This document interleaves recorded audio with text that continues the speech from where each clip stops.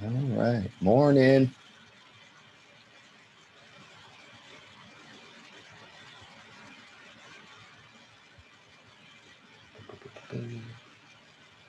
Yeah. Oh, there you go. Do-do-do-do-do. Do-do-do-do-do. Do-do-do-do-do-do. Do-do-do-do-do. What are we doing today, Mr. Converse? We'll be doing some review. Somewhat? Review. Oh, okay. Yeah. So the idea behind this is you guys have to go onto that that other website, right, to do that module. Yeah. I'm pretty sure that that's a comprehensive module. So all I was going to do is kind of throw questions at you from all the chapters, and we'll split it into two reviews. I'll have a review today, and I'll have some more review on Wednesday for you. Okay. And that way, what we'll do is I'll throw questions up, and then you just respond in chat with the answers. And then if you have questions about the answers, just ask me. But there'll be some stuff in here from all the way back to the first week. So, a little bit of everything.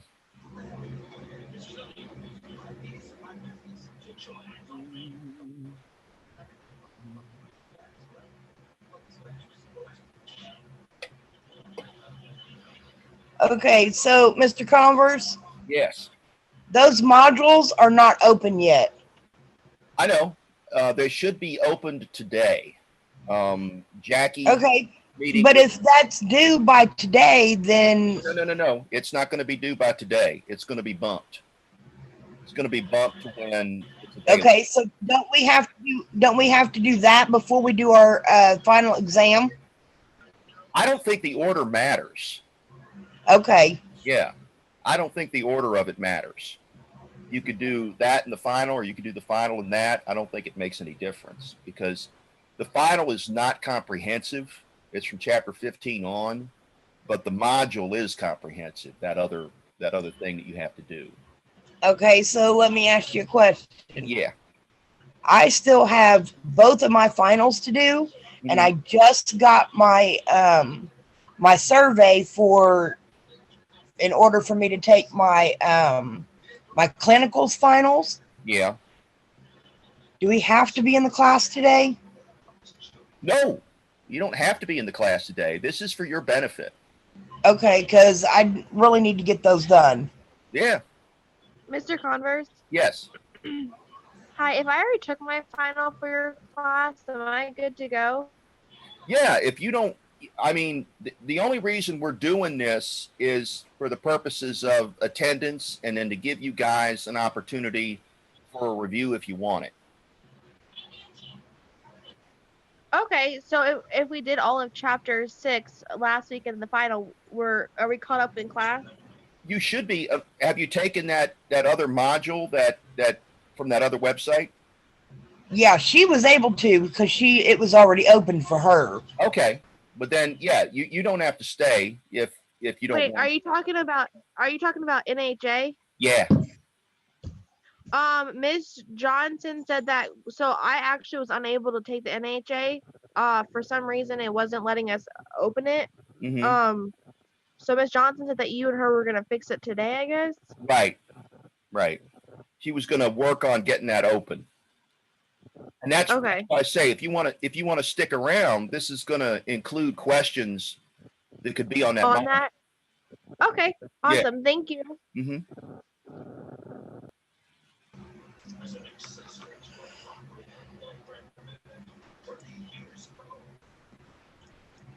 Mr. Converse, I'm sorry. I have one last question to ask you. Yeah.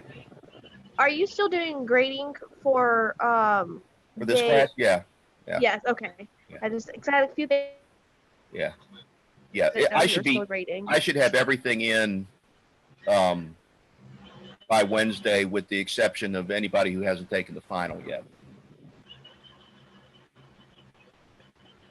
Okay. Awesome. Thank you. Mm-hmm. Hey, Morgan. Yeah. You remember how Miss Jeanette had us last time send in a screenshot You're cutting. Yeah. of the us doing the survey so The we could NH. get our code.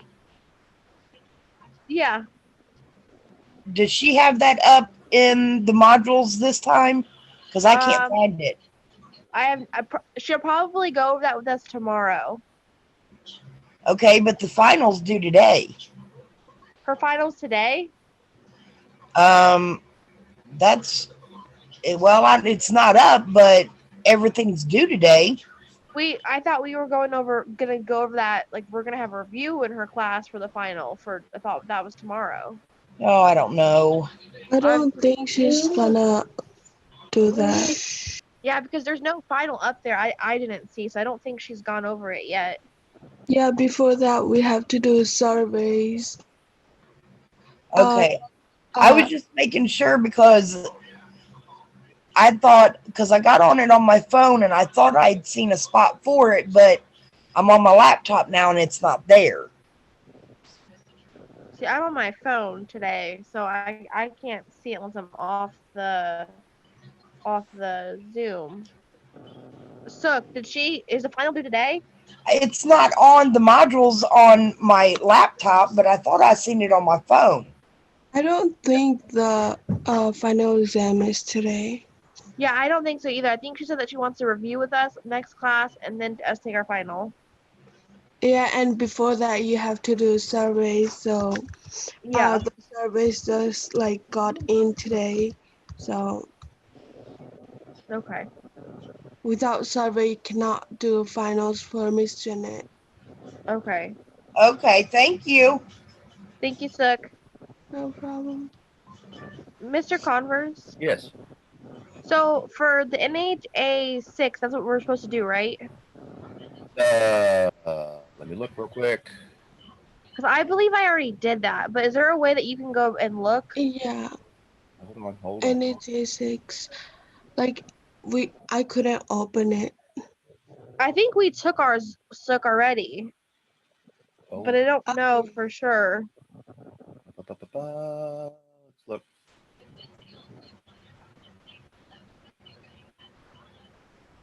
All right. Because it wasn't letting me click on it either, but I didn't know if there's any way that you could see if we already did it.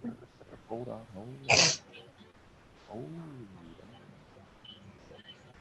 Oh, here.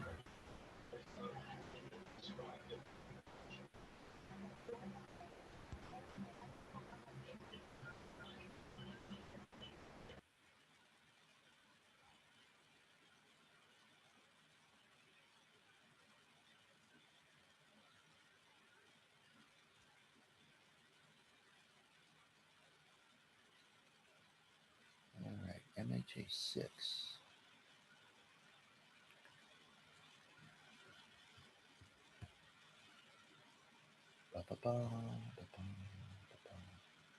All right. Let's see here.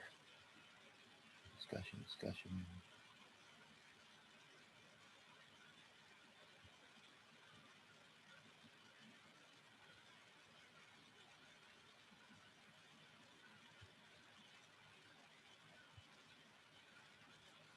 Okay. Let's look at the modules.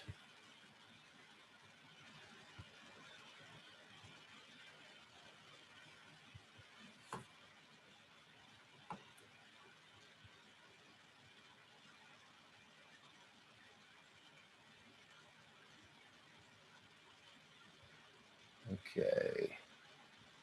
All right. Now for MHA 6, which assignment are you talking about here? Didn't you want us to do module on NHA website number 6? Yeah. I don't have access to that.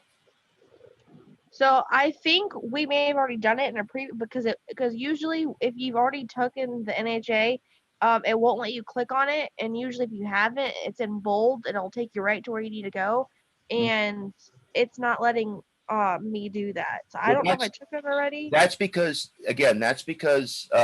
Jackie explained to me that initially some of the courses didn't have it configured properly. So she was going Okay. to deal with that today, and then I would be able to look and know.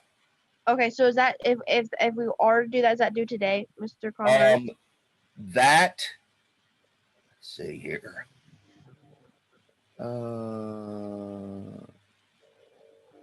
Let's see. CCMA study guide.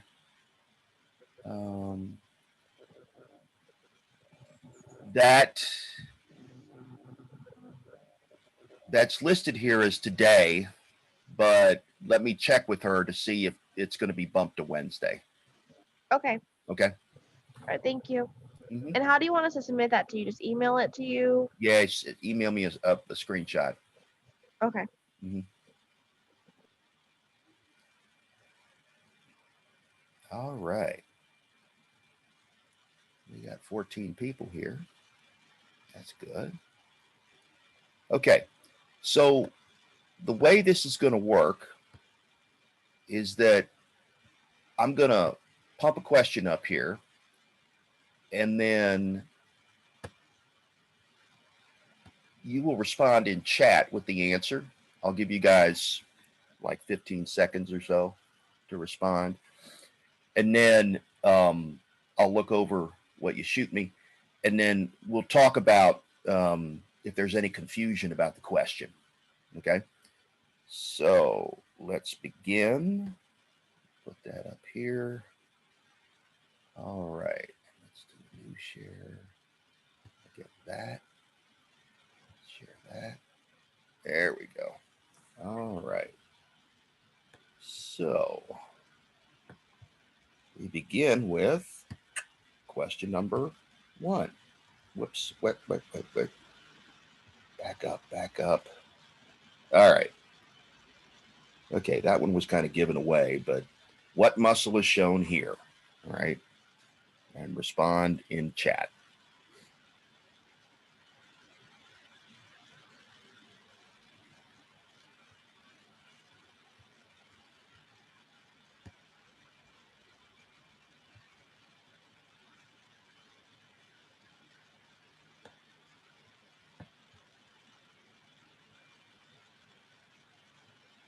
Everybody see the question?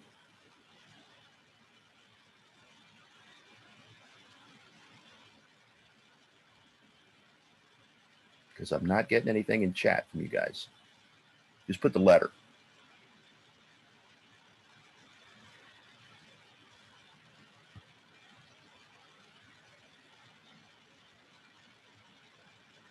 Yeah. Morgan, what's your question? Sorry, I didn't mean to do that. I meant to put the answer. Sorry. Oh, okay. Yeah, just type the answer in chat.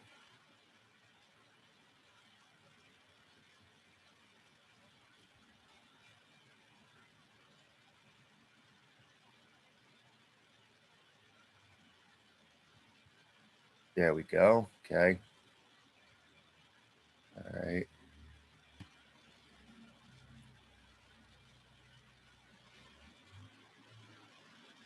Just don't worry about whether it's right or wrong. Just pump an answer in.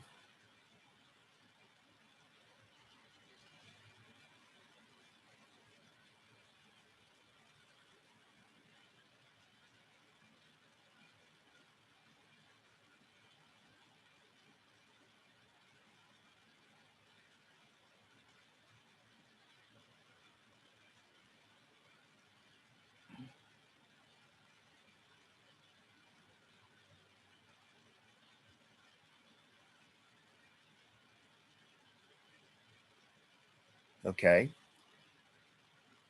The answer is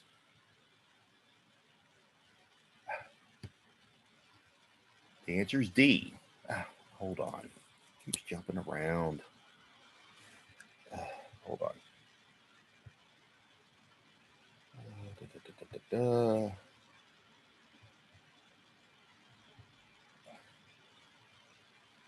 Get out of here. Get out of here. All right. There we go. All right. All right. Yes. Let's do a share.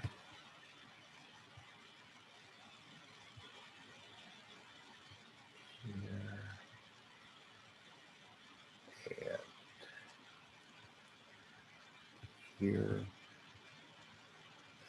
Share. Blue share. And there we go. There. And we got it. Submit. Okay.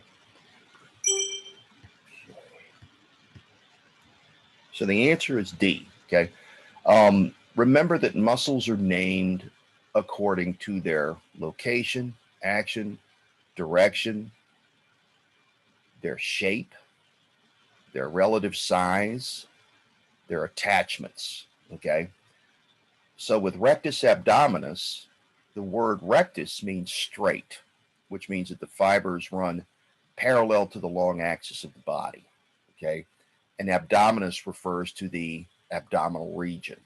Right. And this is a muscle that can be used to flex the trunk, like when you do sit-ups. Okay. All right. What cranial nerve is affected if I can't look right with my right eye? And again, just respond in chat.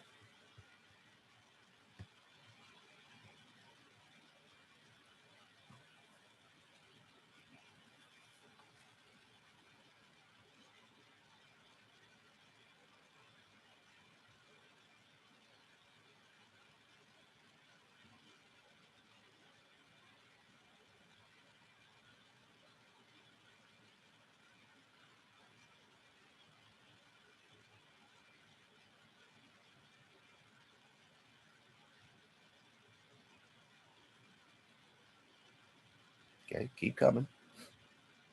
Like I said, just throw it up there. Don't worry about if it's right or wrong, because I'm not grading you here. I'm just reviewing with you.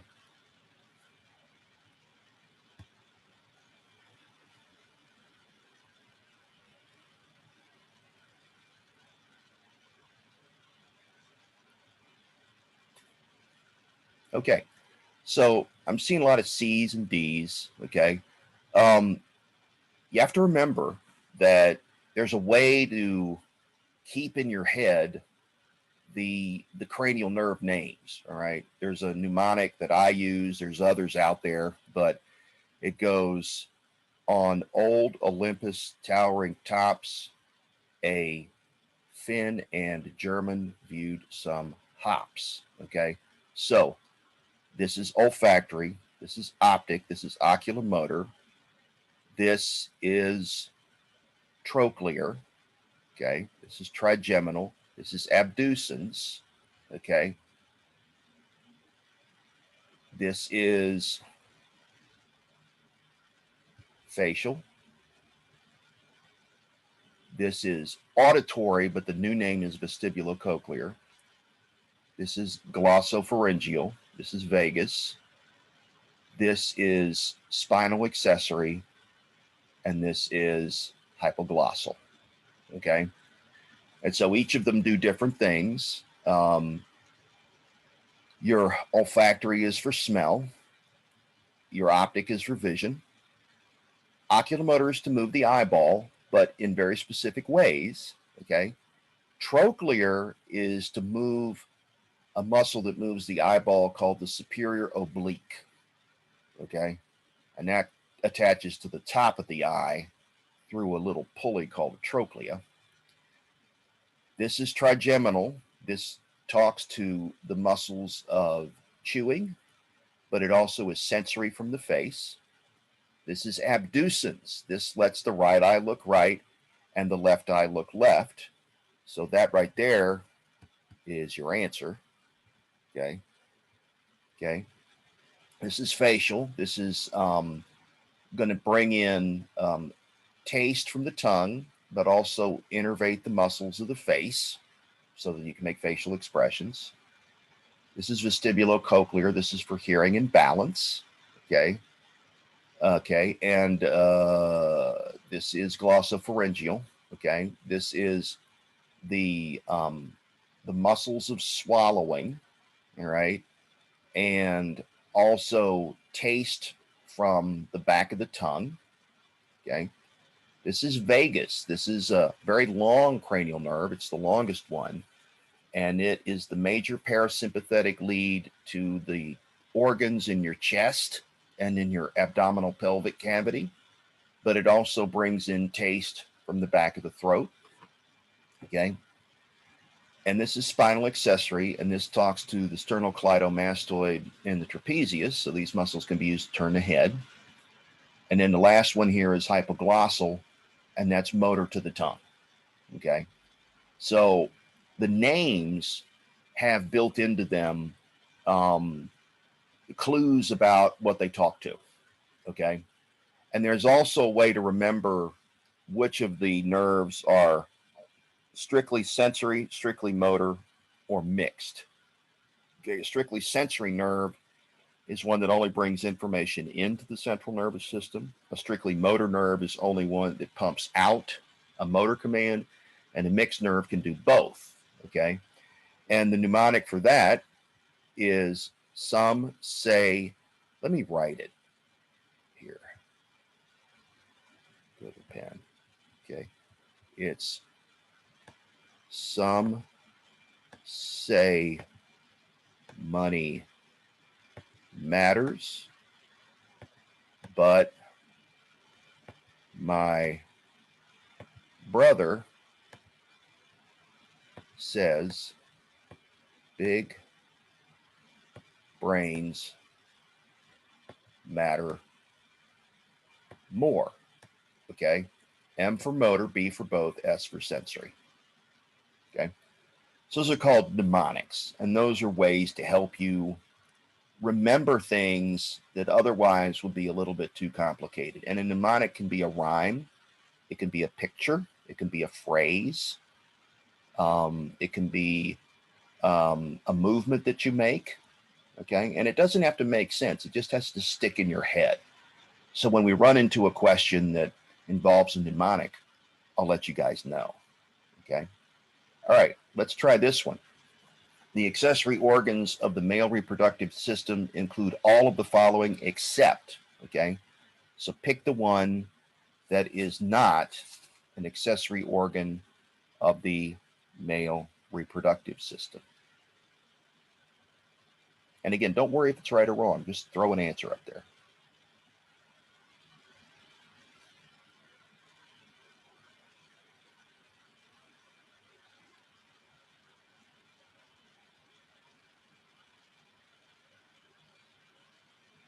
Keep pumping them in.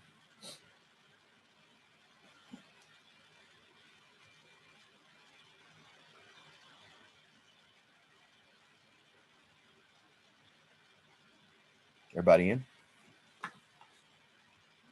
Okay. So the answer is D. Okay. Now, of course, guys have gonads, but the gonads in guys, the testes, are not accessory organs. Okay. They are the primary sex organs. They're what make the sperm. Okay. Everything else is an accessory organ. The epididymis is a region attached to the seminiferous tubules in the vas deferens where the sperm learn to swim. The vas deferens is a pipe that runs from the epididymis to the ejaculatory duct so that the sperm can get into the urethra. And of course, the penis contains the urethra, and that's how we're able to pipe the semen or the urine to the outside of the body. Okay. All right. Moving on. The functional unit of the urinary system is the what? And again, just throw the answer up there. Don't worry if it's right or wrong.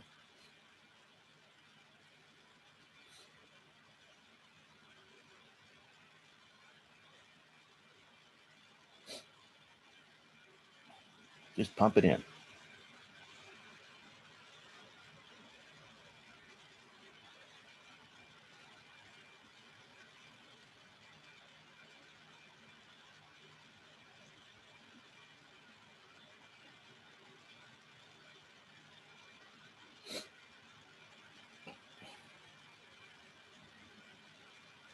Keep coming. Pump it in, pump it in, pump it in. Doesn't matter to me.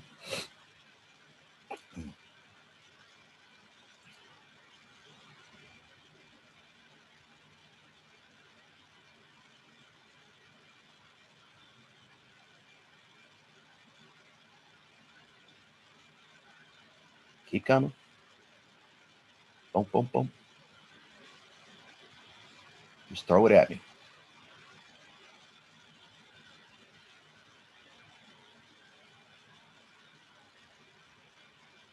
Okay. The answer is the nephron. Okay. The kidneys contain the nephrons, all right? But the nephron is where we filter the blood, and then we take that fluid and we put the useful stuff back into the blood, and we put the waste products into what will eventually be the urine. Okay. And there's millions of nephrons in each kidney. That's why the kidney can clean about 200 liters of blood a day, and then you end up with about 2 liters of urine. That's pretty amazing, right? 200 liters of blood a day going through each kidney. Think about a 2-liter bottle of pop, right? And you got 10 of those, okay, going through each kidney each day, okay? That's pretty impressive for something that's the size of a bar of soap, all right? And as we get older, the nephrons start to die off, for the same reasons that our blood vessels get worn out. They get deposits on them.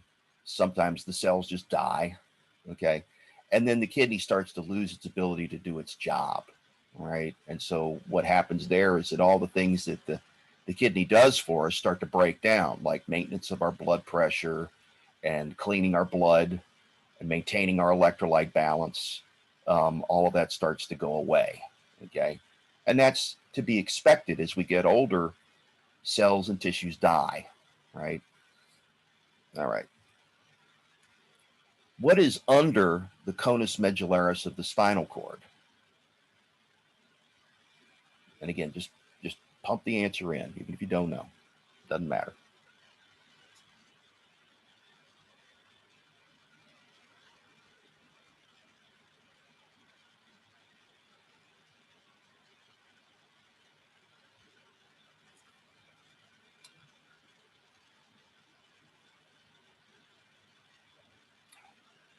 Just even if it's a random answer, doesn't make any difference. Just throw your best guess in there.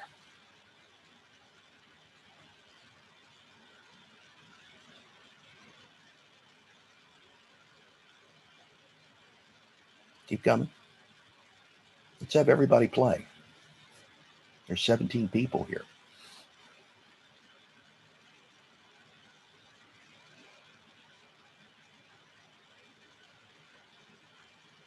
There we go. There we go.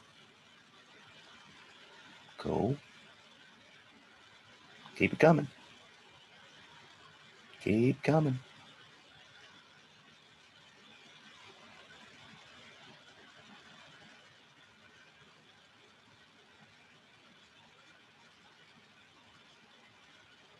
Okay, the answer is the cauda equina. Okay, so right there. So the spinal cord tapers to a point at L2 in most people. And under that are a bunch of nerves that radiate out that look like a horse's tail, right? That's what cauda equina means. And they serve structures in the hips and the lower limbs. That's why if you give an epidural, okay,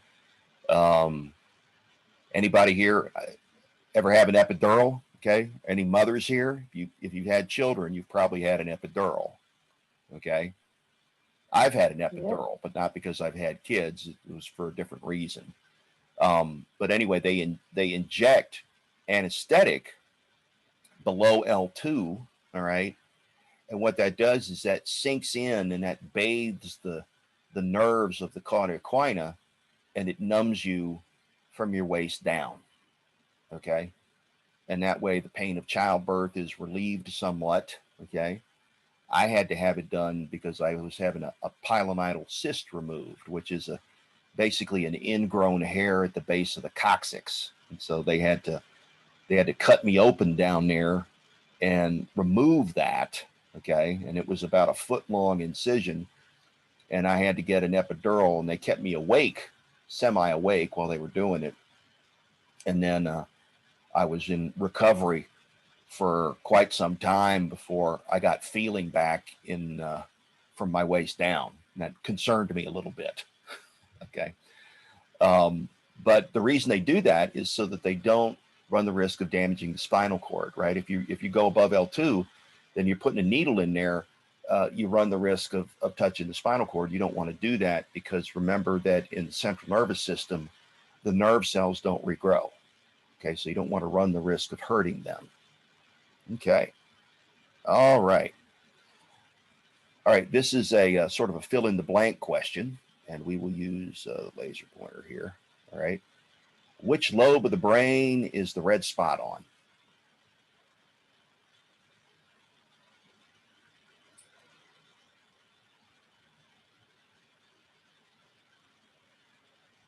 And again, just throw it up there. Cool, cool, cool. There you go. Good. Okay. Frontal lobe for sure. Right. All right. What lobe of the brain is the red spot on now?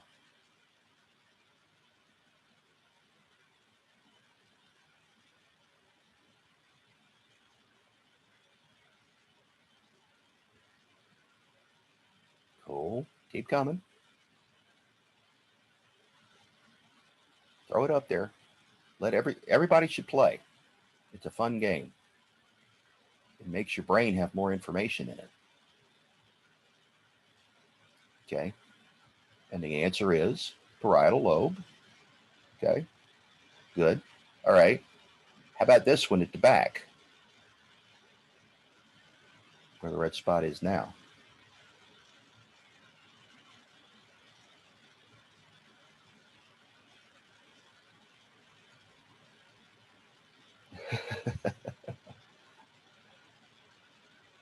Keep coming. Keep bringing it.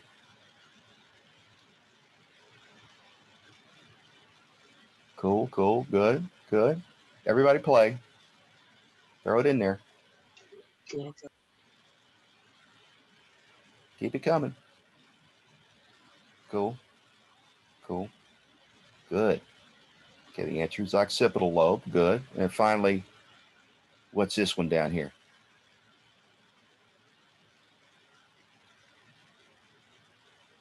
Good. Keep coming.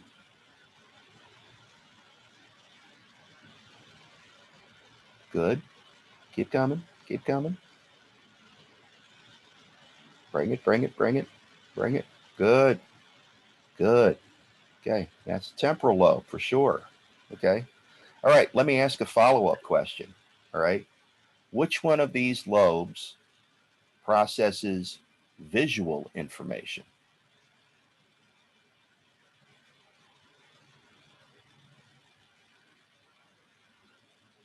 Keep bringing it.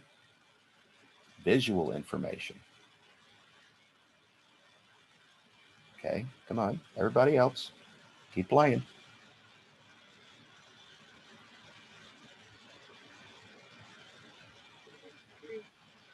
Keep bringing it.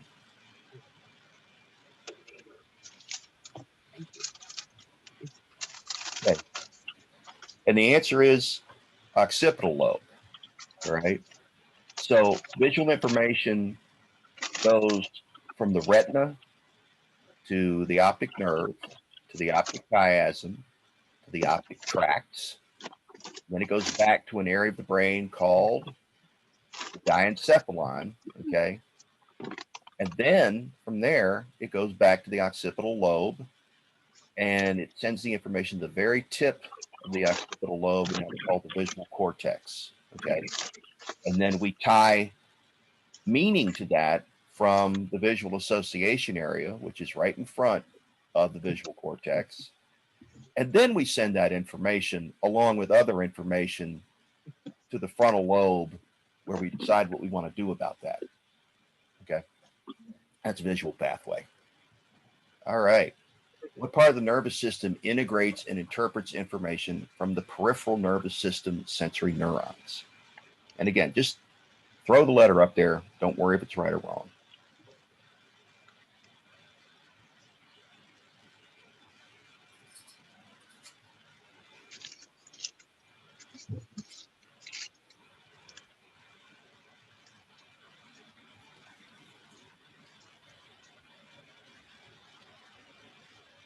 Pick a letter.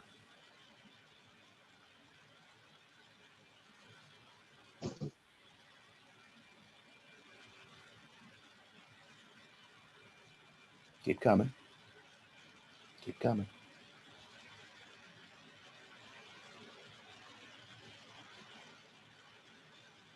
Keep coming.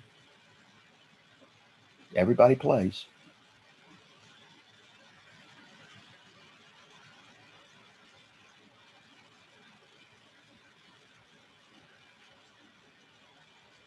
Throw a letter up there. I don't care if it's right, wrong, whatever. Like I said, I'm not grading you.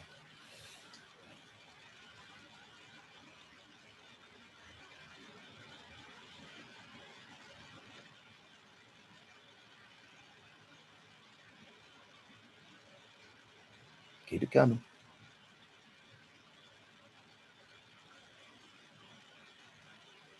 Okay. Good, good, good. All right. And the answer is central nervous system. Okay. So the way the nervous system is set up, all right, is that it receives and then interprets stimuli and then generates commands based on that information. All right. So the way this works is that a stimulus is just any physical change in the environment. The afferent or sensory division will bring that information into the central nervous system as electrical signals. Okay.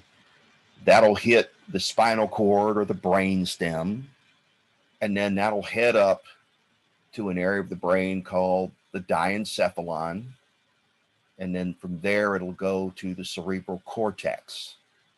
And the diencephalon will make sure that it goes to the correct area on the cerebral cortex. The area of the diencephalon that does that is called the thalamus.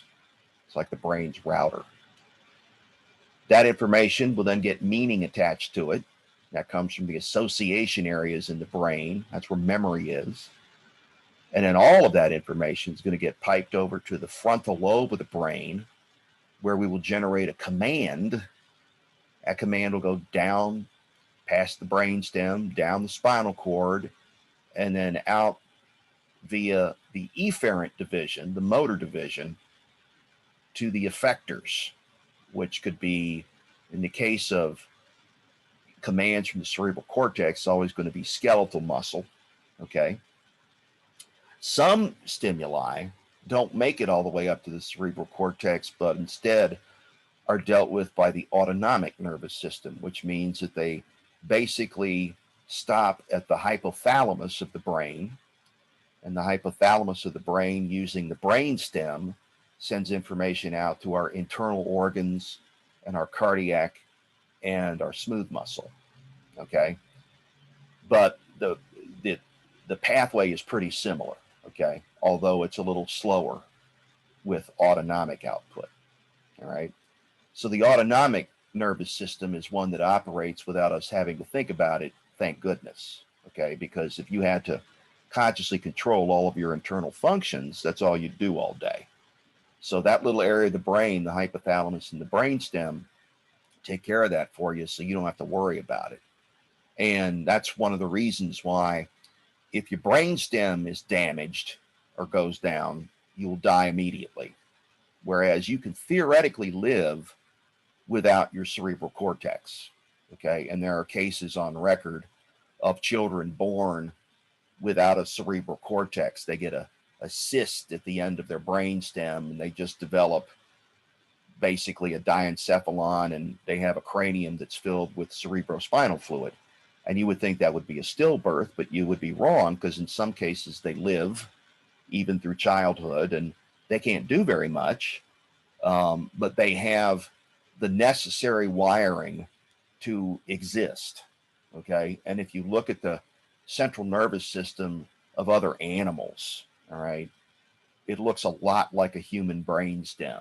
The brain of a crocodile or an alligator, for instance, is about the size of a walnut, and it has very little cerebral cortex on it. And that's because you don't have to do a lot of thinking to be a crocodile or an alligator, right? All you have to do is eat, swim, poop, and make baby alligators. That's it. Okay. So you don't need a lot of sensory processing area.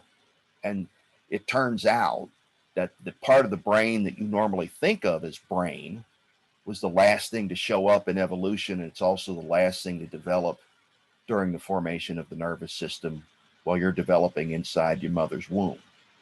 And so biologists have a term for that, which is ontogeny recapitulates phylogeny, which is just a fancy way of saying that evolution gets replayed every time we have a new human born. Okay, you can see the stages of evolution taking place all over again. And that happens because you can see primitive structures appear and disappear throughout the course of development. Because, for instance, at some point you have a tail that vanishes. At some point you have flippers that vanish. Okay, at some point you have gills that vanish. Okay, you have a skeletal system that's mostly cartilage that turns into one that's mostly bone. Okay, and that's just like in evolution too.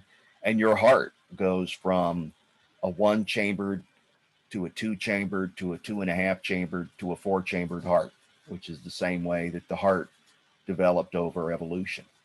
Okay, so that's kind of interesting because that seems to indicate that all of the information that led to being a successful life form on planet Earth is still held in reserve in our genes. We just use it all over again. We just replay the whole scenario. Okay. All right, let's try this one. What is the inner layer of the eye that contains rods and cones? And again, just throw an answer up there. Don't worry if it's right or wrong.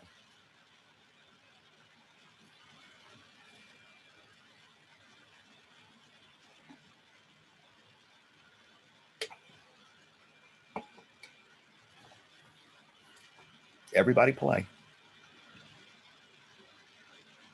Everybody play.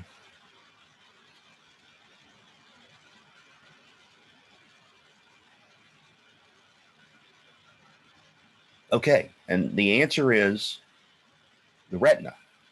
Okay, the cornea is the clear skin in the front of the eye that when light hits it, light bends, and then the light passes from there into the anterior chamber through the aqueous humor, and it goes through the pupil, which is a hole that leads towards the lens. Right, the light goes through the lens, then it goes through the vitreous humor, and then finally it's going to hit the retina. And the retina, where the rods and cones are going to change the light into electrical information. It's going to be sent from the retina to the optic nerve, to the optic chiasm, to the optic tracts, to the thalamus of the brain, and then back to the occipital lobe. Okay, and that's the pathway. Okay, and all those clear layers of the eye, the cornea, the aqueous humor, the lens, and the vitreous, they all refract the light. So they bend the light so that it comes into focus in an area of the retina known as the macula lutea, okay, which is where most of our cones are located. And that's our area of greatest visual acuity. That's where we want the image to be focused. And then that information gets relayed back to the brain. Okay, the rods are scattered throughout the retina. The cones are mostly in the macula, and particularly in the middle of the macula in a region called the fovea centralis. Okay, so when you have farsightedness or nearsightedness, what's happening is that the image is coming into focus either in front of or behind the retina. And when that happens, the image is blurry. Okay, so we correct that either with contact lenses or with glasses or with laser corrective surgery. And the idea is to change the focal length so that the image is in sharp focus right on the middle of the macula, right in the fovea. Okay, and occasionally you'll get a prescription for your glasses, say, or your contacts, and after a while it'll start to get blurry again, and that just means that the dimensions of your eye are changing a little bit, and so you have to get a new prescription. Okay, as we get older, one of the things that happens is that your lens gets real stiff. So it's hard for your lens to change shape, to adjust focus for things that are close up to your eye. And so you need reading glasses so that when you look at things that are close up, they're in sharp focus. And what the reading glasses do is they shorten the focal length. Okay. And that's a condition called presbyopia. But the idea is that we always want to make sure that the image is in focus right on the fovea. Okay. And then some of you may have a condition called astigmatism. And in astigmatism, what you have is an irregular surface to either your cornea or your lens, and that makes a blurry image on your fovea. And the fix for that, for glasses, is either bifocals or contacts that are bifocal or have one eye for close and one eye for far vision. You can do that with your glasses too. Or in the case of laser corrective surgery, we can smooth the surface of the cornea so that the image is sharp. Okay. All right. What part of the brain is the boss of the autonomic nervous system? This part of the brain also happens to be the boss of the endocrine system. And again, just throw a letter up there. Don't worry if it's right or wrong.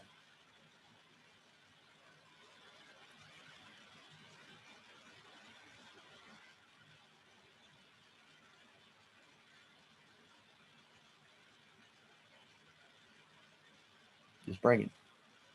Everybody just pump in a letter. I don't care if it's right or wrong. Make your best guess.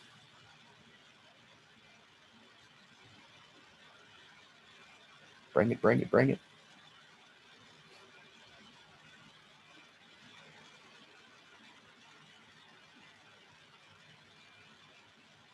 Keep bringing it. Everybody plays.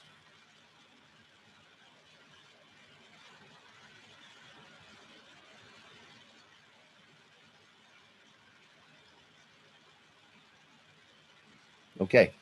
The answer is D. Okay. The hypothalamus works with the brainstem to control the autonomic nervous system, which has two divisions, the sympathetic division and the parasympathetic division. Okay. The sympathetic division is nicknamed the fight or flight division because it produces changes in your internal organs that prepare you to either do battle or run away. Okay. The parasympathetic division is called the rest and digest division because it operates in the background when you're panicking, but it really becomes prominent when you're resting and processing food and eliminating waste. Okay. So, what are some of the changes that represent fight or flight?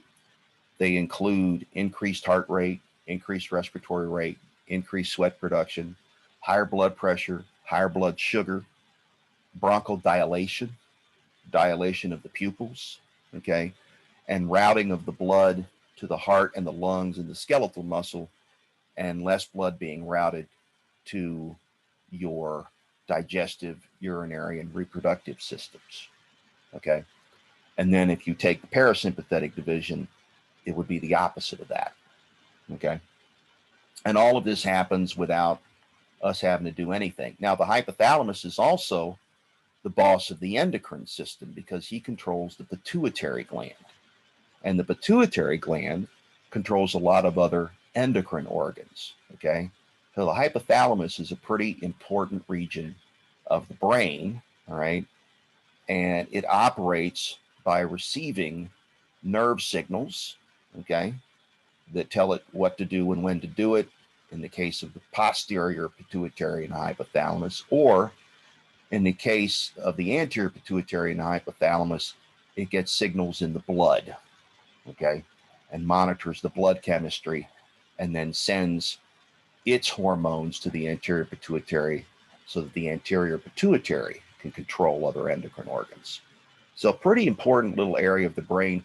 It also happens to be the body's thermostat, the body's hunger and thirst center. It helps to control sleep and wake cycles by helping to produce a hormone called melatonin. Okay, so it's fairly important. Okay, all right. Hey, a skull. Okay, laser pointer. All right, I just want to know what bone is that. And again, don't worry, just throw an answer in there.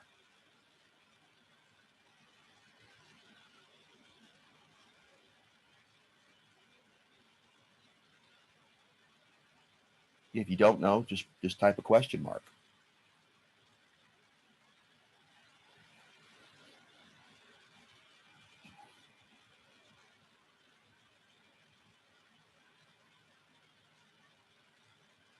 Bring it.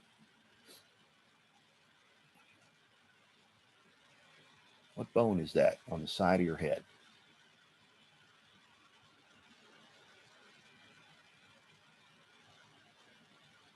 Okay, bring it. Keep bringing it.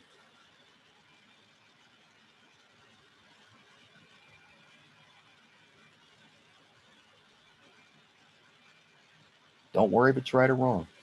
Just bring it.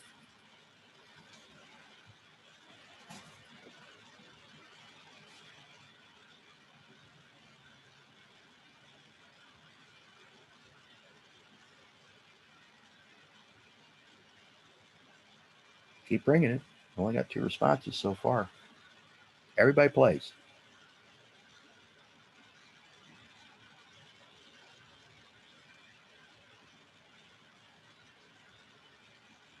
Is Ashley out there? Do I have one from Ashley?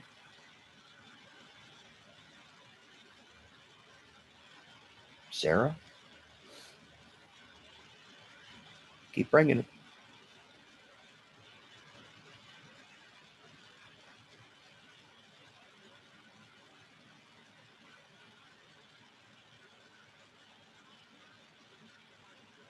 Okay. That's fine. It's okay, Sarah. Don't worry about it. Like I said, if you don't know, just type a question mark.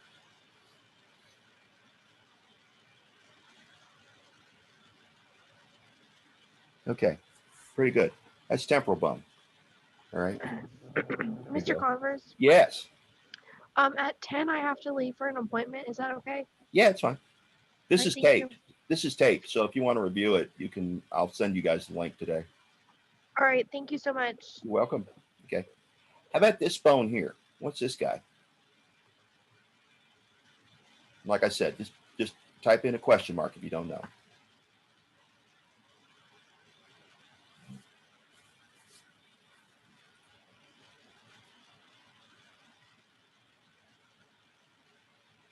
Bring it, bring it, bring it. If you don't know, just type a question mark. Doesn't matter. This is how we learn.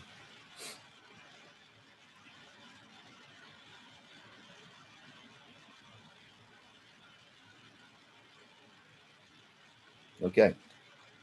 That is the ethmoid bone. Okay. The ethmoid bone is a very strange bone. All right. You can see it on the floor of the cranium where the cristagalli and the cribriform plate are visible right in the middle. It's kind of sitting right in the middle of the frontal bone. But you can also see it in the orbit right here. This is called the orbital plate of the ethmoid bone. Okay. The oid bones, remember, are bones that are on the inside of the skull primarily. Okay. And the ul bones are the ones that are visible from the outside of the skull. Okay. All right. How about this little teeny tiny bone here with this little pit that drains into your nasal cavity? What's that bone? I'll give you a hint. First letter L.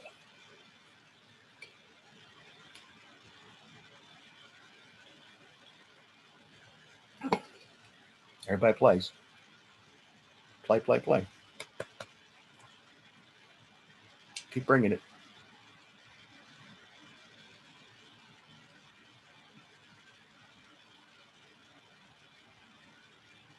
Okay. Okay. Keep bringing it.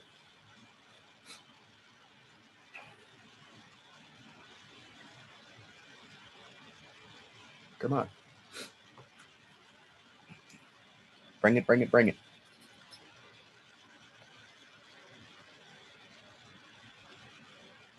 Where's Ashley?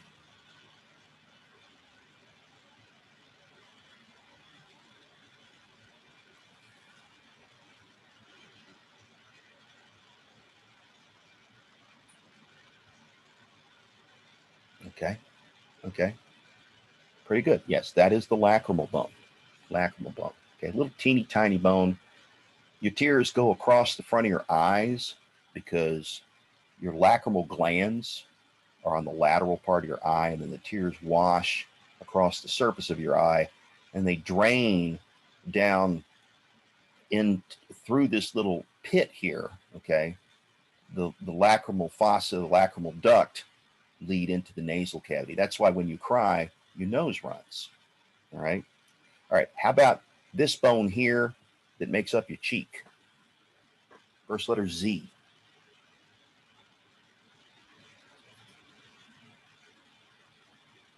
Z is in zebra.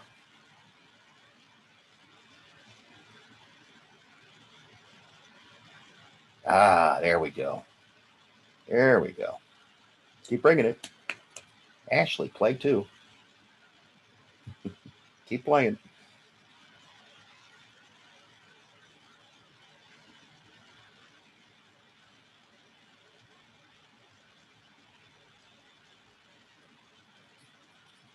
All right. The answer is zygomatic. That's okay. No worries. No worries, Sharon.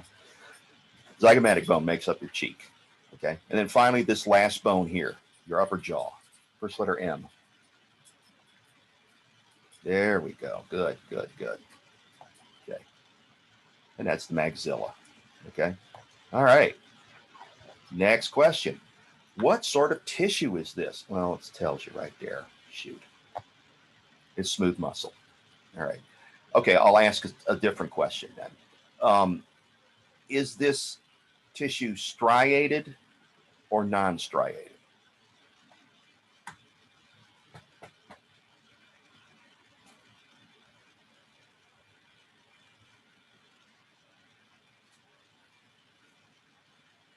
Remember that striations are vertical light and dark bands that run across the long axis of the cells.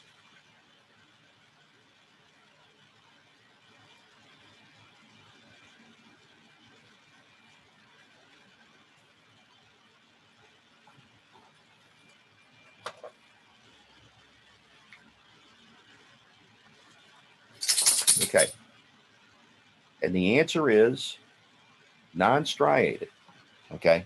Striations indicate the overlap of actin and myosin, and you find that primarily in cardiac and in skeletal muscle. In smooth muscle, you have actin and myosin, but they're arranged more like a web. Okay. All right.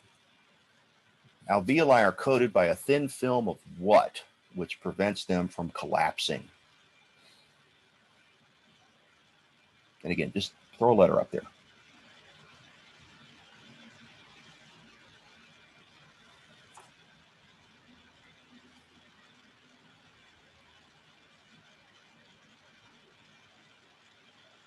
Keep bringing it.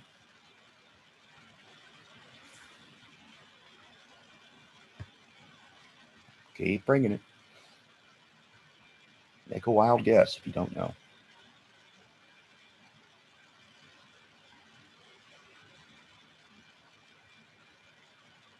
I don't care if it's right or wrong. Just throw it up there. Like I said, this is ungraded.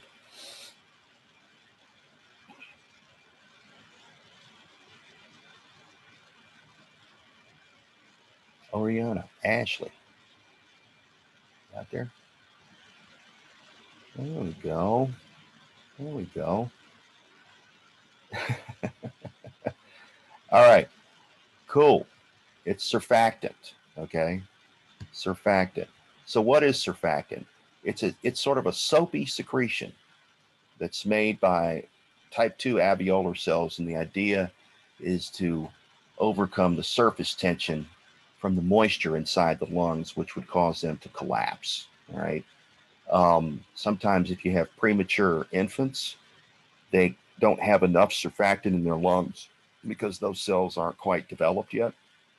And so they can have a condition called IRDS, which stands for Infant Respiratory Distress Syndrome. Okay. And so we have to give them surfactant as an inhalant so that they can breathe. Okay.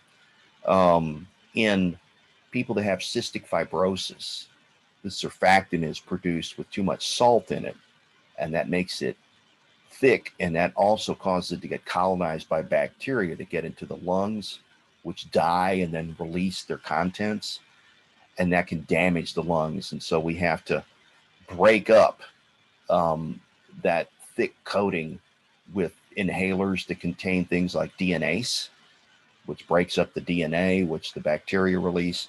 And then we have to either put you in an ambi vest, or if you're a child, we hold you upside down and we hit you on your back so that you can expel the mucus that otherwise would damage the lungs.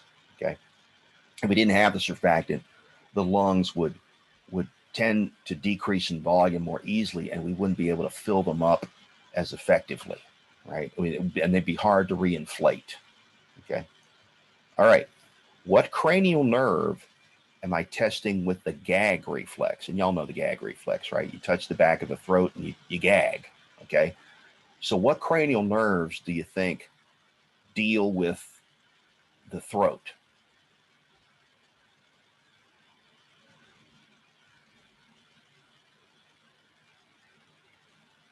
So there can be more than one answer here.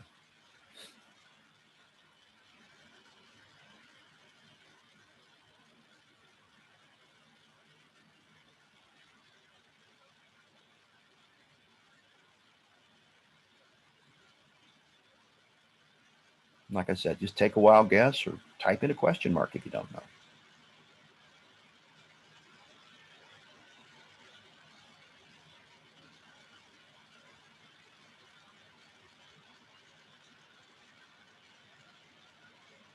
Cool, cool, cool.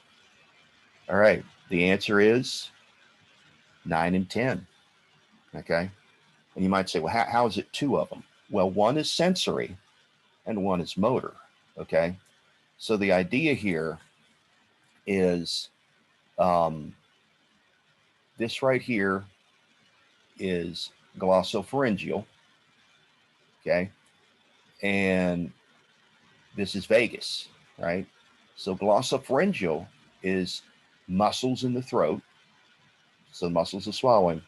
And vagus is some sensory from the throat, right? So the sensory from the vagus is getting sent to the brain, and then the motor fibers from the glossopharyngeal are being sent out to the throat, and then you make the gag. Okay. So when you go to the doctor's office, one of the things that he'll do is he'll test your reflexes. That's why he tells you to like look at the light, follow the light. That's why he'll hit your knee with the reflex hammer. He won't do the gag. Well, sometimes I guess some doctors do the gag reflex with that tongue depressor.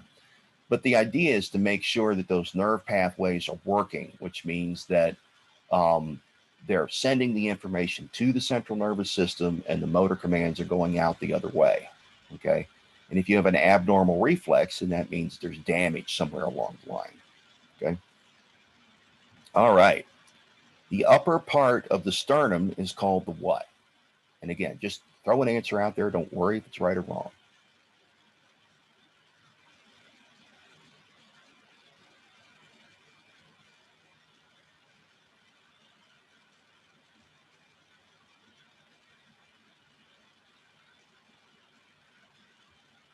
Cool. Keep coming. Keep coming.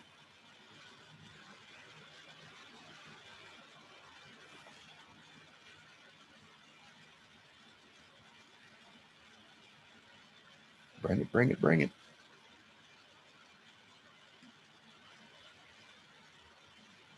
Okay. The answer is manubrium. Okay. So from the top down to the bottom of the sternum, it goes manubrium, xiphoid process, manubrium body, and then xiphoid process. The xiphoid process is that little point at the bottom of the sternum, and it's a landmark for CPR. Okay. You use the sternum as a lever to massage the heart if somebody's heart stops. Okay. All right. Which of the following myelinates central nervous system neurons? There's one best answer. And like I said, just don't worry if it's right or wrong. Just throw it up there.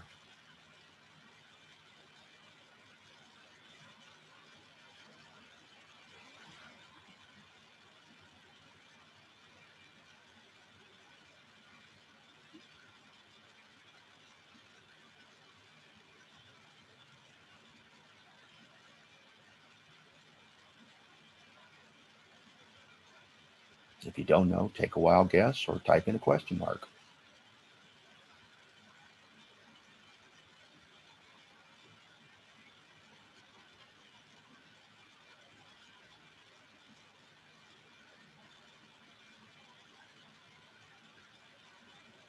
Keep coming.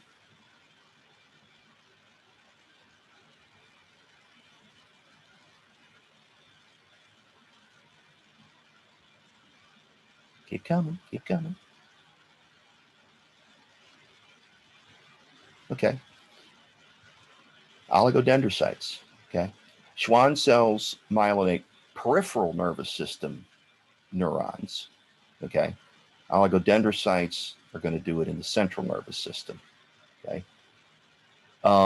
The other choices here, microglia are in the central nervous system, and they are the immune defense for the central nervous system. Astrocytes basically provide nutrients to the neurons in the central nervous system, and ependymal cells line the ventricles of the brain and the central canal, and they help to establish the blood-brain barrier and also circulate the cerebrospinal fluid, which is made in the ventricles of the brain. Okay. All right. Which of the following is not an epithelial membrane?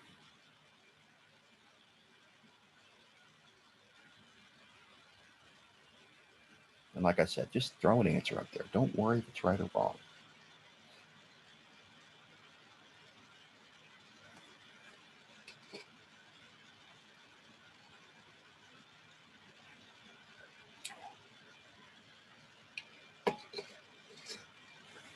Keep playing. Ashley, Oriana, Lorna, just throw a letter up there.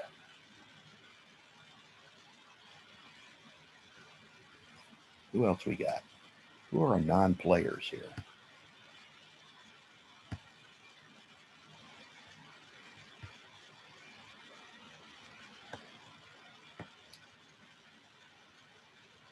Morgan Thompson, I see a hand raised. What's your question?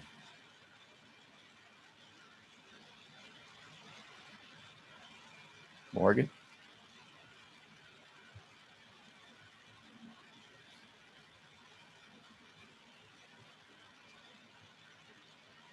Okay. Ramila, Radhika, Sisha. Throw a letter up there. Troy, Taria. Any letter. I don't care.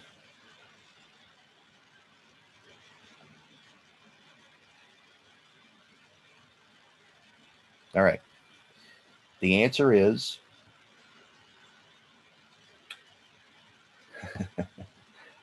synovial membranes. Okay.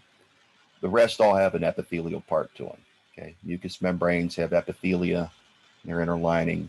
Serous do, and of course cutaneous, which is the outer covering of your skin, does as well. Okay. Oh, there's that skull again. All right. I'll put the laser pointer on it and you tell me what the bone is. Okay. So let's start here. What bone is this? And like I said, if you don't know, just type a question mark. If you do know, give me your best answer. And everybody play. Good, Lorna.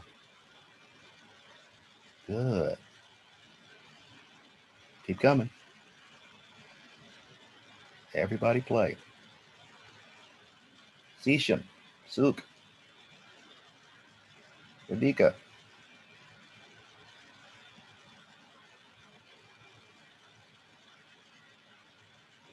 Taria.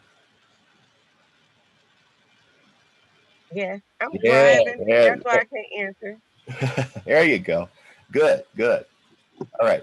Sphenoid. Very good. All right. How about D20. this little guy right here?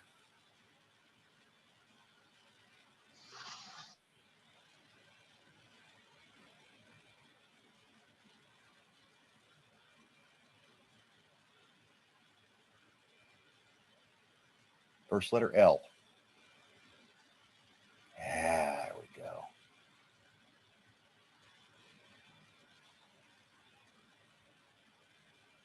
Keep coming. Go, go, go. Keep bringing it. Go. Good, good. That's lacrimal. All right, good. How about this one on the cheek? First letter Z.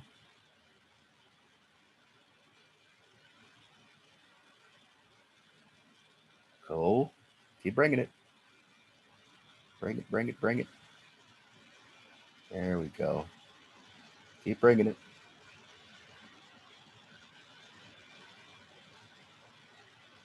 Cool, cool, cool. Zygomatic. All right, all right. How about down here? This is the only movable bone in the skull.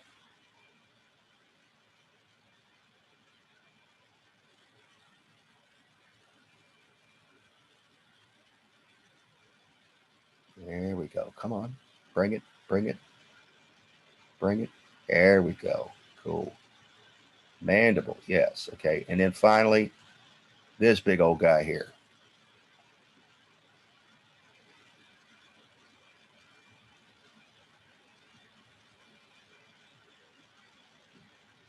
There we go.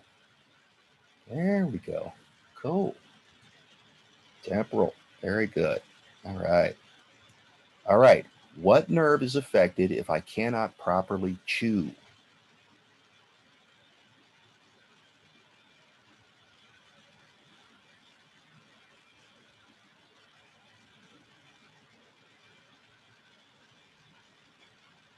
And like I said, just throw a letter up there. If you don't know, put a question mark.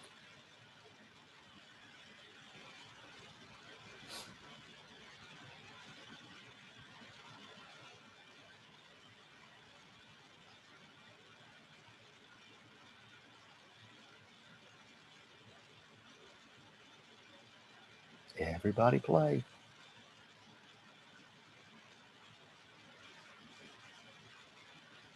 Just throw a letter up there.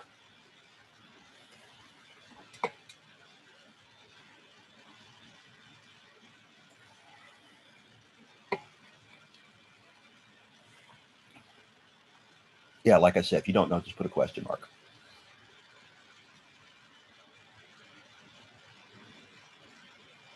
Good, Lorna.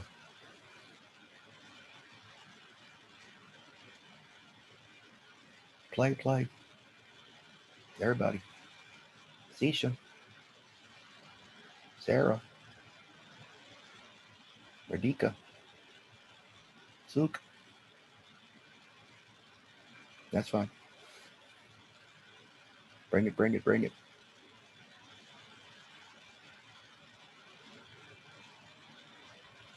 Okay. The answer is E, trigeminal. Okay. Trigeminal is the muscles of chewing, which are the temporalis and the masseter, and sensory from the face. Okay. You could also argue for facial. Okay. So if you had said E and let's say I, okay, I could go with that. Yeah. The trigeminal will be the up and down movements of the jaw, and the facial would be like the side to side movements. Okay. All right. Let's hop over here. All right. What cranial nerve am I testing with the smell test? Which one is your sniffer?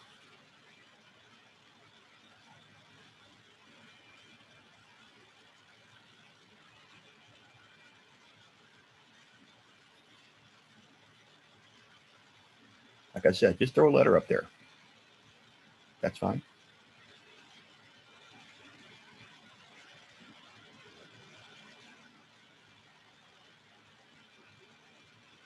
If you don't know, just put a question mark.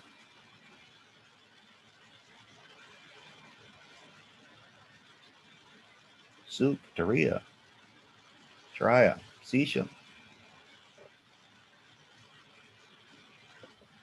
Okay.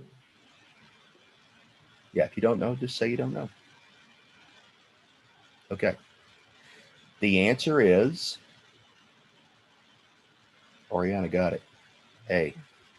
Olfactory. Okay. That is your first cranial nerve. It is right on top of the ethmoid bone, and it goes right through the ethmoid bone into your nasal cavity. And it brings smell information straight back to the temporal lobe of your brain. Okay. And it's the only cranial nerve that regrows.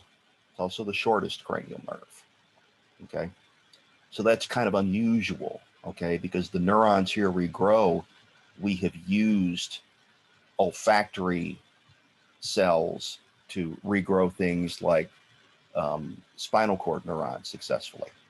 So that's pretty interesting. Okay. All right. What muscle type is found in the walls of the internal organs? Like I said, just throw a letter up there. If you don't know, just put a question mark.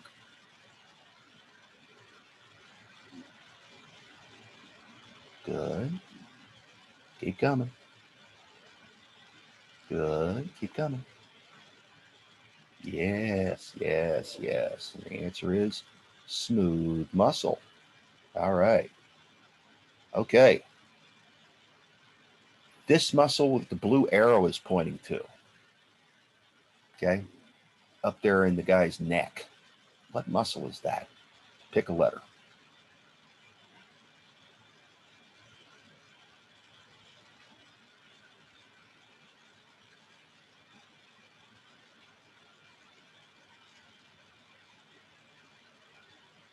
Cool.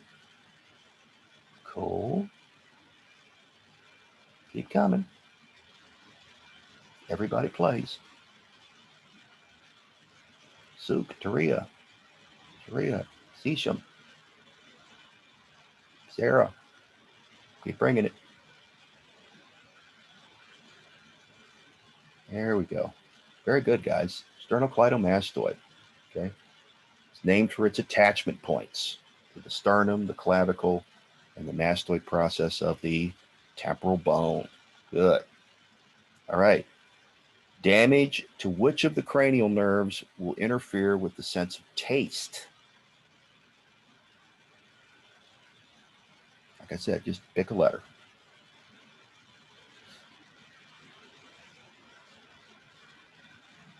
Ashley, Ramila, Sarah, Sisha, Shreya, Suk, Nika.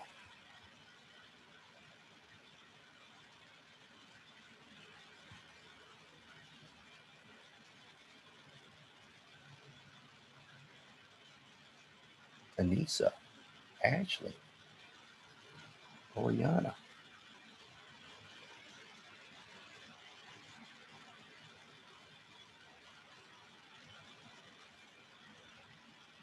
Bring it, bring it.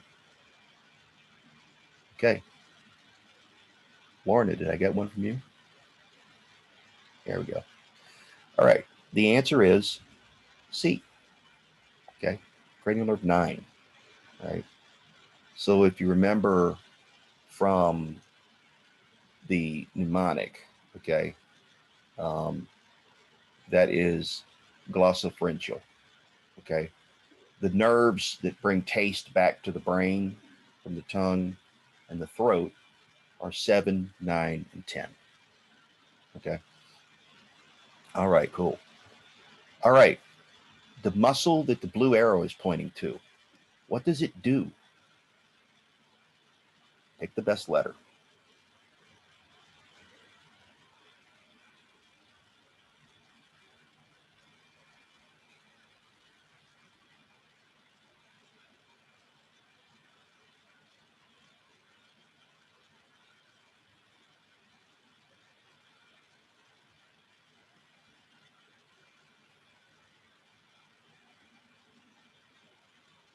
Yeah, if you don't know, just put a question mark.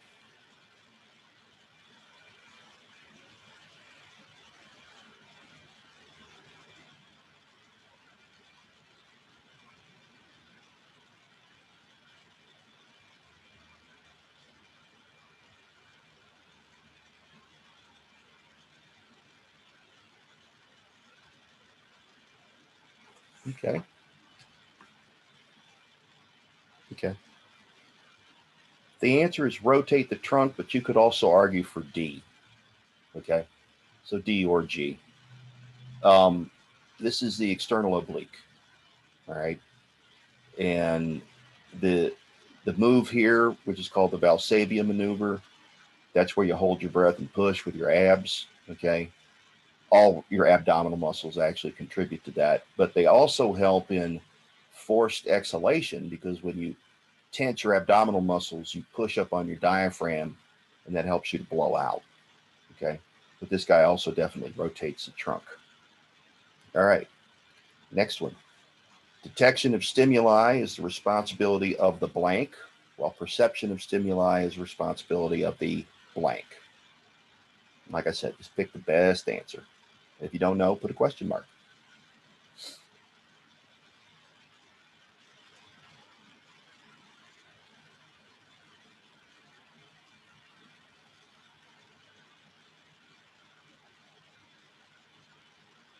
Cool, cool, cool. Good. Okay. A, CNS, PNS, CNS. Good. All right. Very good. Okay. Yeah. Some new ones here. I'll get the laser pointer up. Okay. All right. What bone is this where the red dot is? And if you don't know, just put a question mark.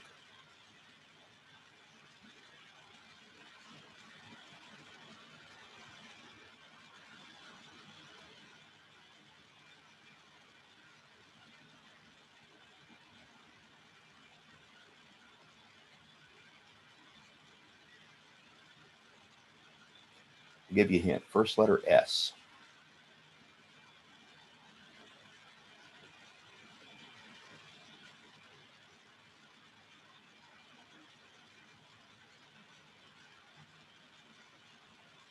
Ashley, Johari, Anissa, Oriana.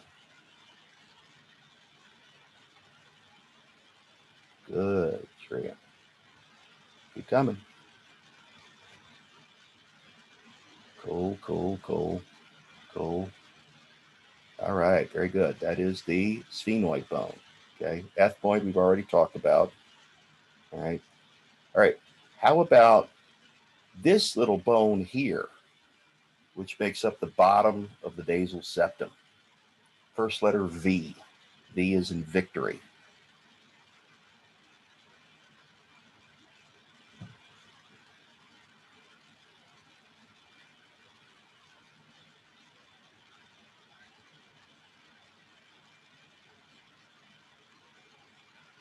Cool, cool, cool. Keep bringing it. Good, good, good. Vomer. And the bridge of the nose is the nasal bone. Okay. All right. Which cranial nerve provides our sense of sight?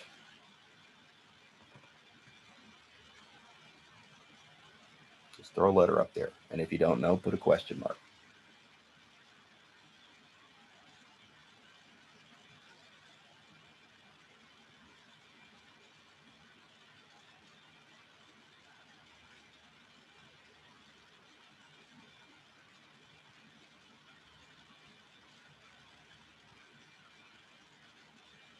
Good, Lorna. Cool. Cool, cool, cool, cool, cool. Good. Optic nerve. Very good. All right. An increase in systemic blood pressure would cause the filtration rate in the kidneys to do what? Increase, decrease, or stay the same?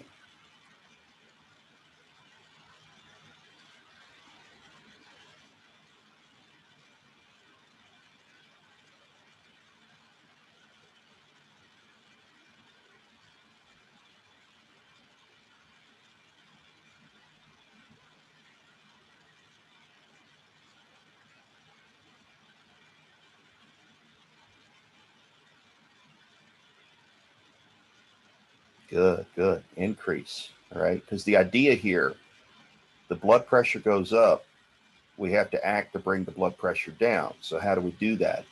We make more pee. Okay. And that reduces the volume of the blood and that drops the blood pressure. Okay. All right. That big muscle in the chest, what does it do?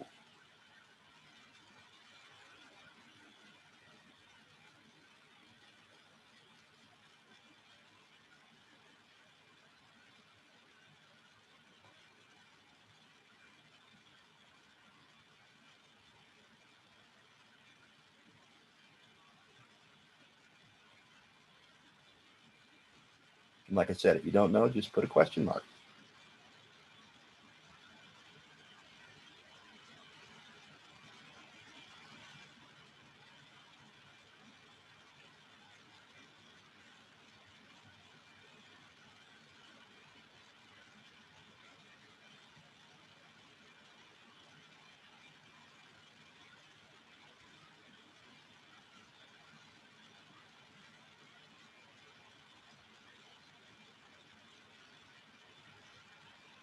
Good, Ashley.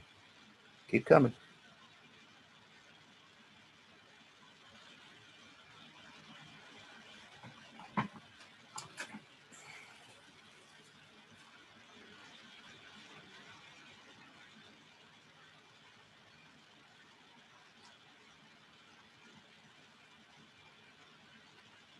Keep coming. Keep coming. Lorna, Radika, Sarah, Sisha.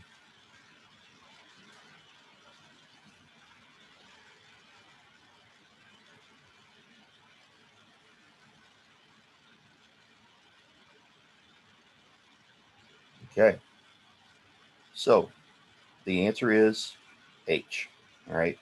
The pectoralis major, which is what this muscle is, runs from the sternum and the ribs to the top of the upper arm, basically to the humerus, right? So he can flex the arm, which is to raise the arm up in front of you, okay? He can adduct the arm, which is to pull the arm back this way to your side. He can medially rotate the arm, which is to turn the arm towards the side, okay? And he can help with extension of the arm, which is bringing it back down after you've lifted it up, okay? Because he can pull from the bottom here a little bit as well. He crosses the shoulder from the front, okay? So the way to remember what a muscle does is to remember the joints that it crosses, all right? An example, right? The deltoid, which is this muscle in the shoulder, crosses the front, the side, and the back of the shoulder. So what can he do? He can flex the arm, which is to lift the arm up in front of you. He can extend and hyperextend the arm, which is to pull the arm back behind you, okay? And he can abduct the arm, which is to flip the arm up to your side, okay? Basically bring it up that way, okay? So normally when I teach the muscles, what I tell people is that it's not important really what the muscles are hooked to as much as it is the joints that the muscle goes across, okay? And if you make a list of the joints that the muscle goes across, or if you look at the muscle, you can kind of figure out what it does, okay? All right.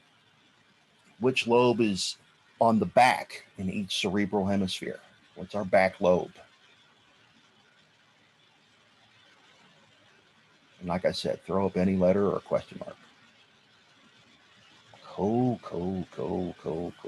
Okay. Frontal lobe or the occipital lobe. Very good. That's where vision is processed. Okay. Next one. Which division of the peripheral nervous system detects stimuli and carries them to the central nervous system?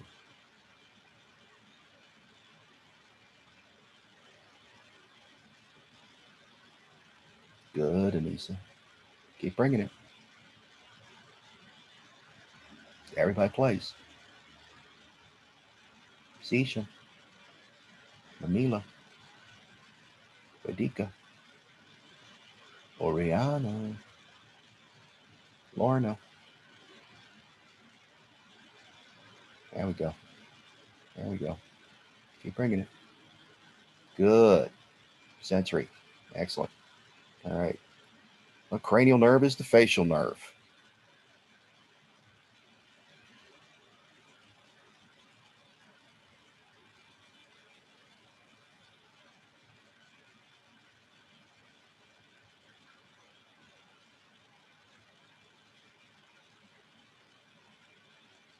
Keep coming. Good, Oriana. Keep coming. Session. Shariah. Good. Sarah. Vanilla. Adika. Keep bringing it, bringing it, bringing it. Lorna. Ashley. Keep bringing it. Oh, good. Okay.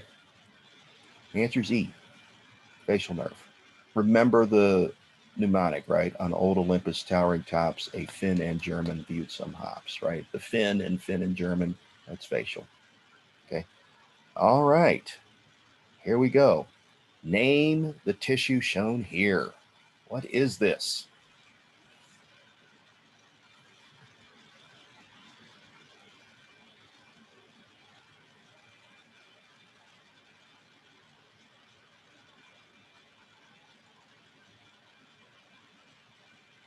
Look at the diagram.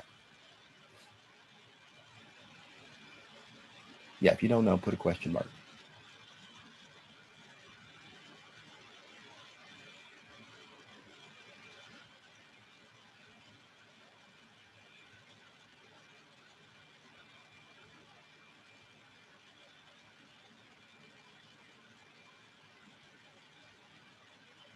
Okay. Lorna's on the right track.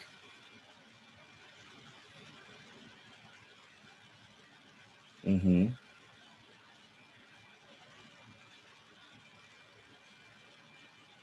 Keep coming. Everybody play. Okay. This is muscle tissue for sure. Okay. This is skeletal muscle. All right. There's three kinds of muscle: skeletal muscle, cardiac muscle, and smooth muscle. All right. The striations are these vertical light and dark lines you can see here very, very obviously. Okay. And that's the actin and the myosin overlapping. All right. And this muscle is under voluntary control. We tell it what to do consciously. Okay. So that's skeletal muscle. It's attached to bone, right? Okay. Saltatory conduction is possible in the brain. If you have no clue what this question is asking, just type a question mark.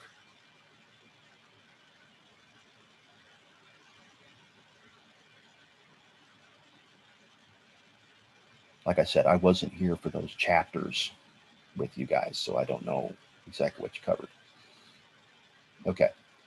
All right. So you know that in the central nervous system and in the peripheral nervous system, there are axons, which are those long extensions that come off of nerve cells that are myelinated, right, by Schwann cells in the peripheral nervous system and by oligodendrocytes in the central nervous system. And the purpose of that is twofold. One, it's to insulate the axons, but the other reason is to speed up the electrical signal. Okay. And that's what saltatory conduction is about. The electrical signal appears to hop from node to node to node in the axon. The nodes are the parts of the axon that aren't covered in myelin, and the internodes are the parts that are covered. Okay. And so with a myelinated axon, you can get speeds of up to 250 miles an hour, which is pretty fast. And that's used for voluntary muscle movement, and that's used for information coming into the central nervous system about the position of your body. Okay. Because we need that information to go quick. All right. In order for us to survive.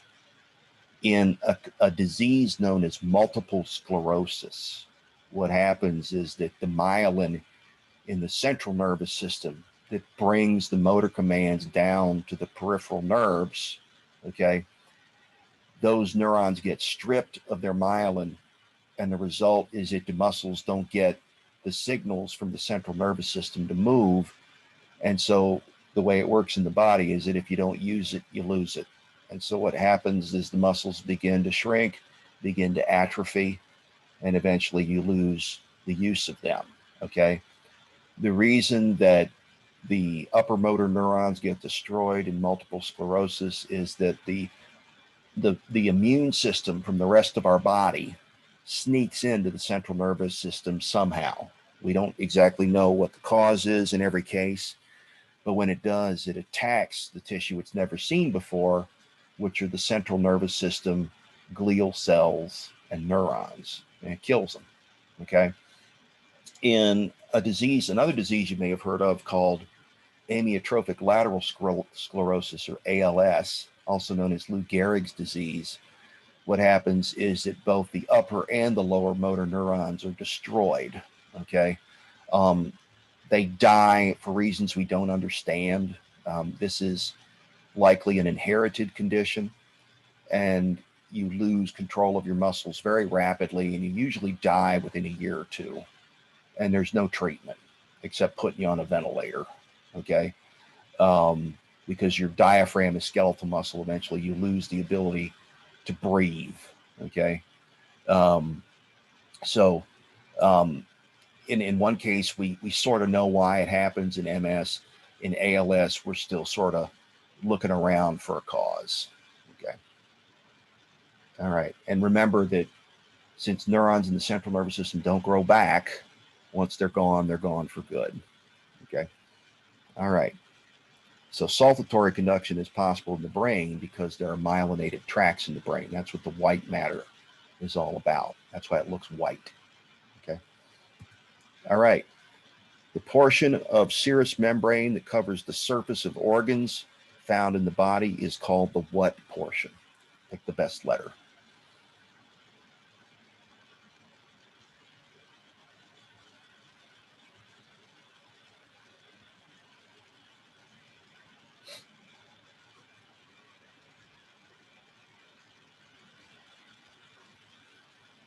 Anissa, Ashley, Jahari, Lorna, Oriana,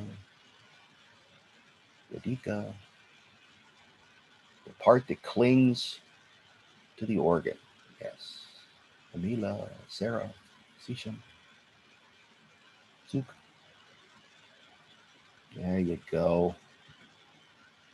Sorry, it's the visceral portion. I'm gonna change that real quick. Let me get out of here. Discard that. Yes. Boop. Boop.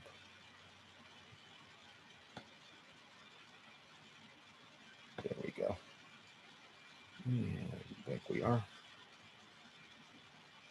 Yes, the visceral portion. All right, and then let's reshare. There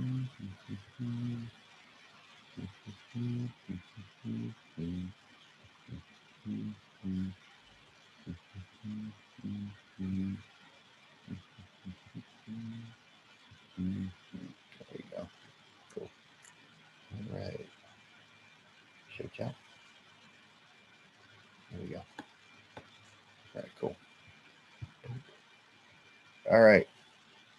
What muscle is shown at the blue arrow? Best answer. Everybody plays. And if you don't know, just type a question mark.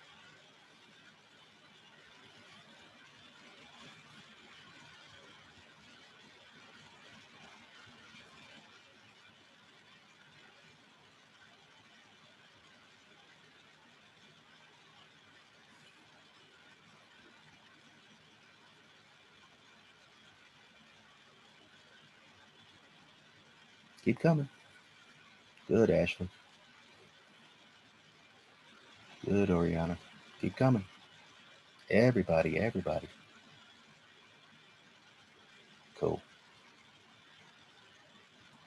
sternocleidomastoid. Okay, you can see it. That's the mastoid process right behind the ear. Let's do laser color green and laser pointer. That's the mastoid process, the bump right behind the ear, right? So the mastoid part of sternocleidomastoid, the sternum part, which is down here on your sternum, your manubrium, right? And then your clavicle, which is your collarbone. So up to all three of those.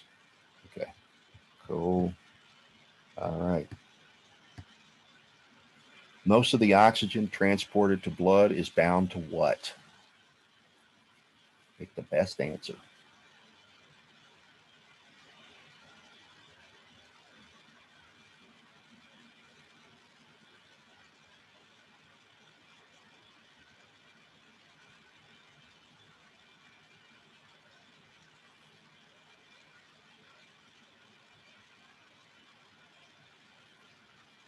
Good, Radhika. Cool, cool, cool, cool. Good. Keep coming.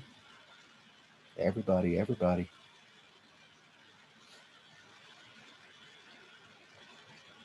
Soup, what's your answer? Ashley. Good, good, good. Okay. The answer is C, hemoglobin. Okay. Why do we need hemoglobin? Because oxygen only dissolves about 9% in water or plasma, and that's not enough to keep us alive. Okay. Oxygen is nonpolar, so the hemoglobin protein attaches to the oxygen and is able to carry it in the bloodstream inside the red blood cells to deliver it to the tissues who need the oxygen so that they can make enough energy to survive. Okay. You make 20 times more energy in the presence of oxygen than you do without it. All right. Mucous membranes line what? Best answer.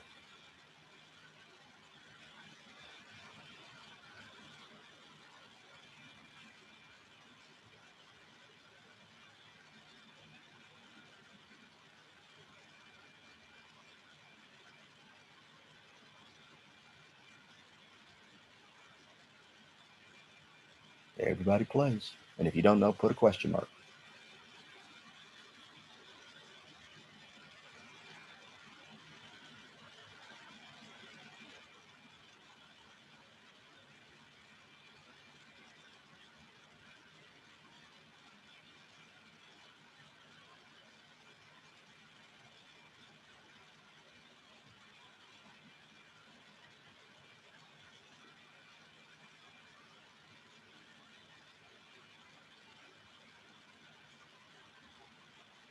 Keep coming.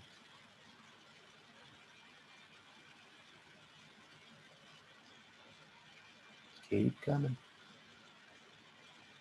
Soup.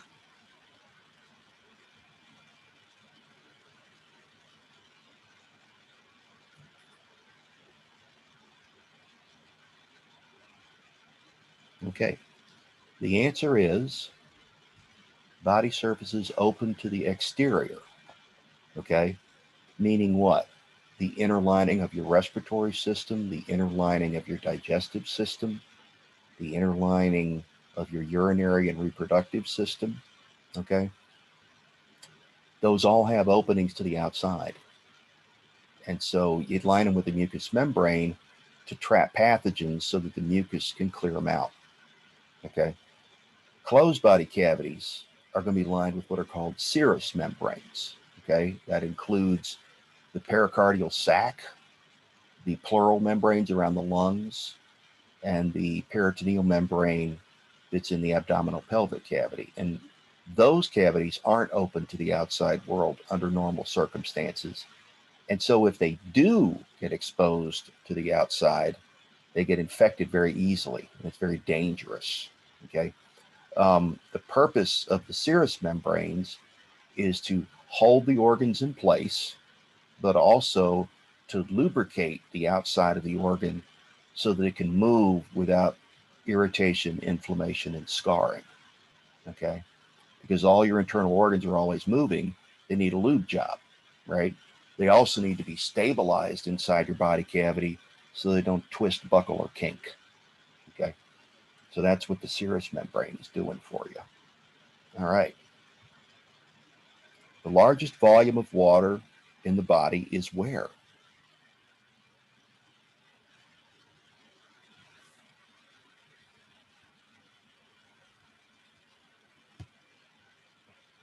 Where is it?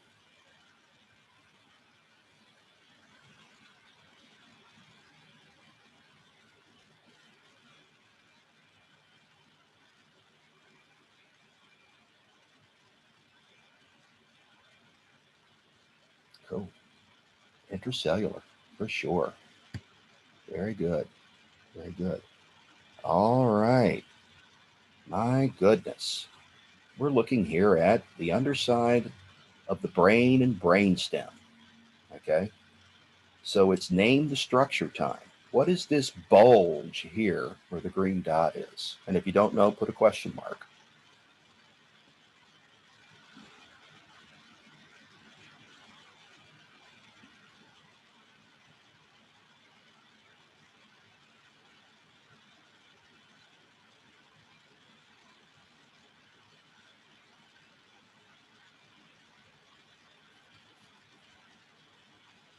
Everybody plays.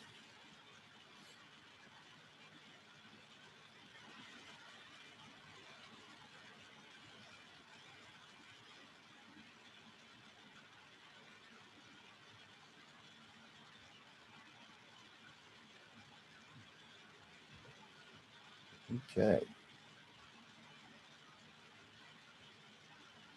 All right. That is the pons. Okay. One of three parts of the brainstem. All right. How about this structure here below the pons? What is that?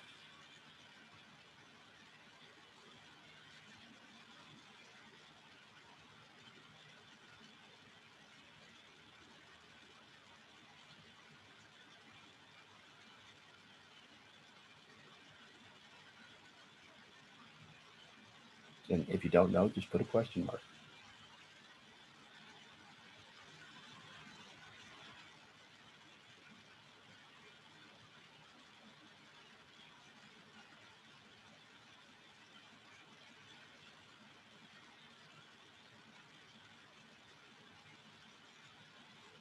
Keep coming.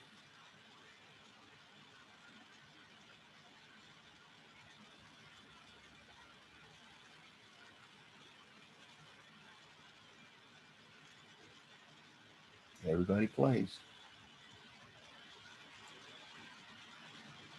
Ashley, Radika, Suk, Orami.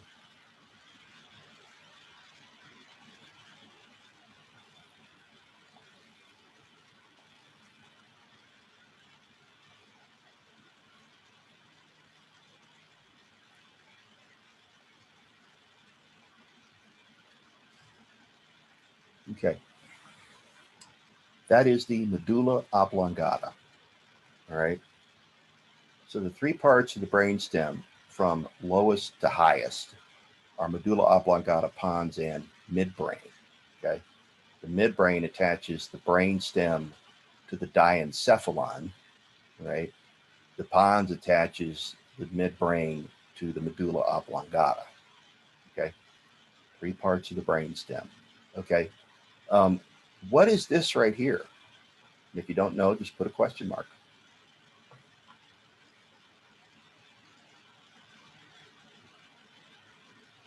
Two letters. First letter, first word is O. Second letter, second word, first letter is B. So O something, B something.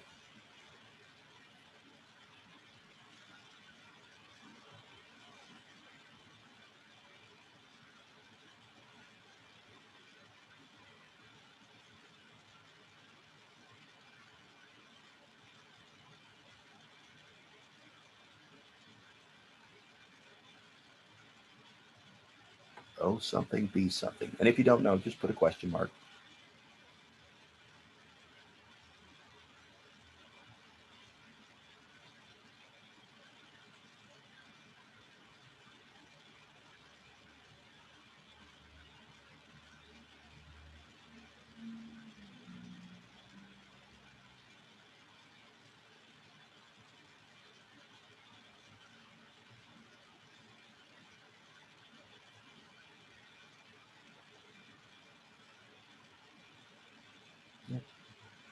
No problem if you don't know.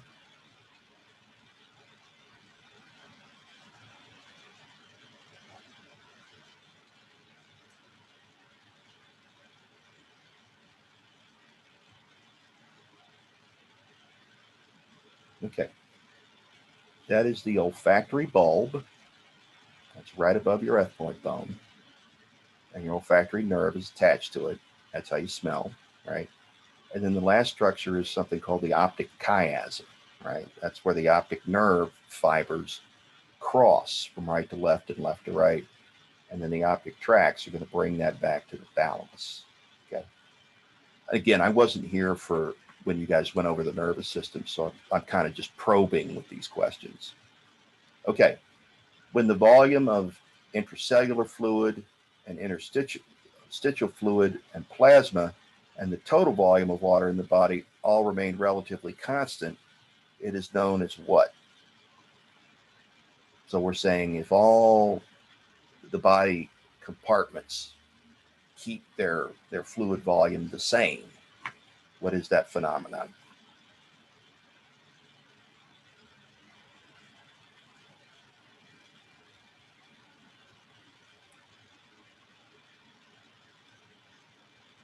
Okay, good.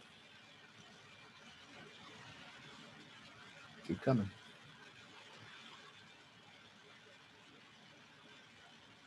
Oh, keep coming.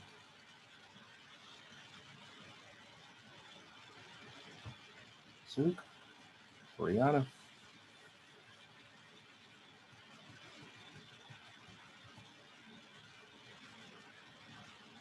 There we go. Good. The answer is fluid balance. Okay. Good. All right. This disease is an autoimmune attack on the myelin sheath of motor neurons.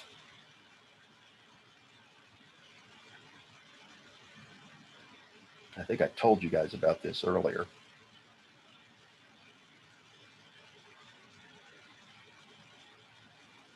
Causes loss of muscle control.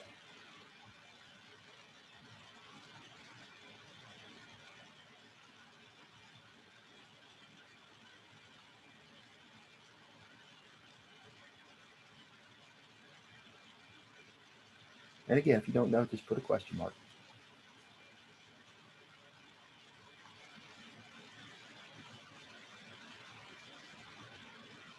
Good, Trey. Keep coming. Suk, Radhika, Ashley, Oriana.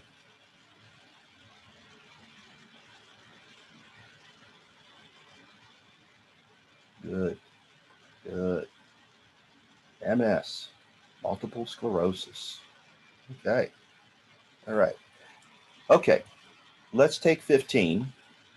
All right. And we'll come back. We're at the halfway point in this series of questions. Totaled 86. So we're at the 43 mark here. And when we come back, we'll finish this up. And again, like I said, this isn't a graded activity. This is just to see,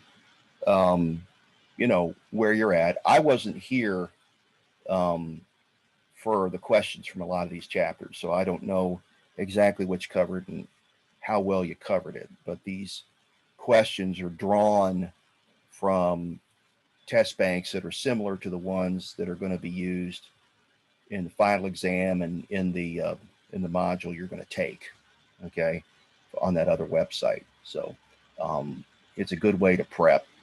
And you can go back to the recording of this and sort of look through it as a training exercise. Okay. So I will go ahead and break now. Okay. And see you guys back here at 5 after. Okay.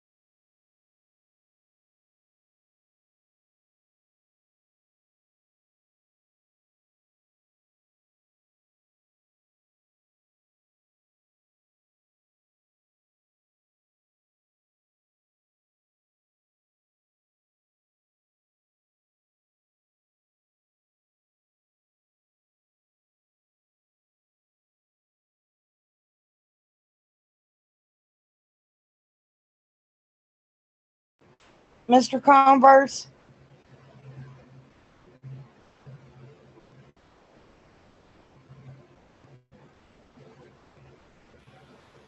We're back. Mr. Converse? Yes, ma'am. When is the final exam due again? Because Um, I just looked on our modules and it says Wednesday by 3 o'clock. yeah, I slid it to Wednesday by 3. That was information I got Oh God, last thank night. you. That was information I got late last night. Okay. Okay. Okay. So I was kind of flying by the seat of my pants there. I didn't even know if we were supposed to have a class today since I'd covered all the lecture material. So, but yeah, I slid it out there to give you guys some extra time. So Thank you. yeah. I'm going through so much right now, it's not even funny. I understand. We all are. We all are. Let's see here. Let's see. Mr. Converse, Yes, ma'am. is this final exam was due on Saturday, so I already did it. I know. That was. I didn't know that it was due on Wednesday until Jackie let me know last night. That's why Oh, I slid it. So yeah, I am I understand. able to take it again then? Well, let me ask. Okay. Okay. Let me ask and see if I can do a 2 attempter. Um, I don't know what she'll say. So Okay. yeah.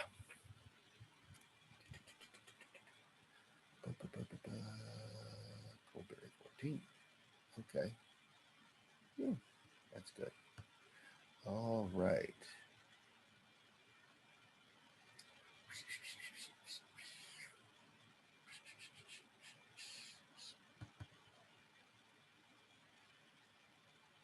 Okay.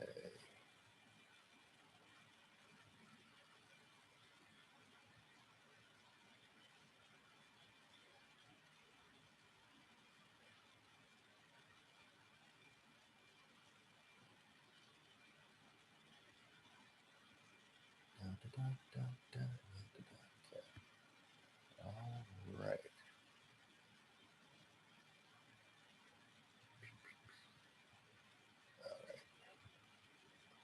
So let us resume. Let's start a new share.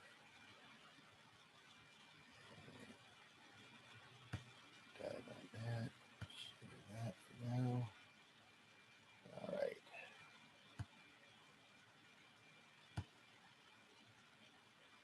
Okay.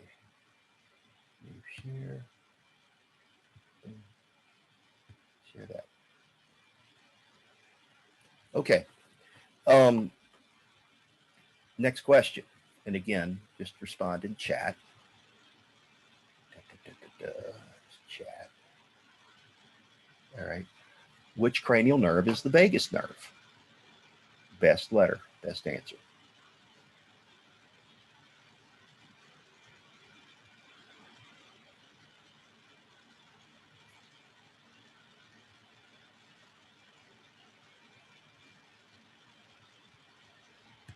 Okay. The answer is D. Which cranial nerve provides our sense of sight? Best answer.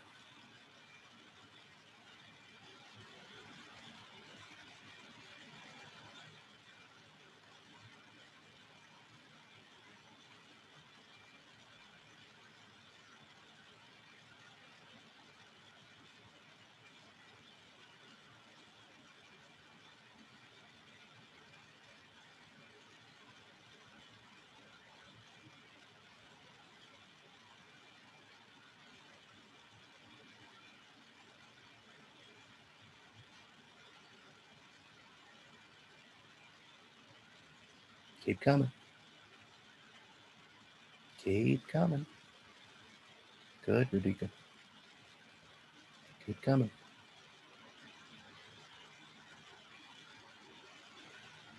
Everybody plays.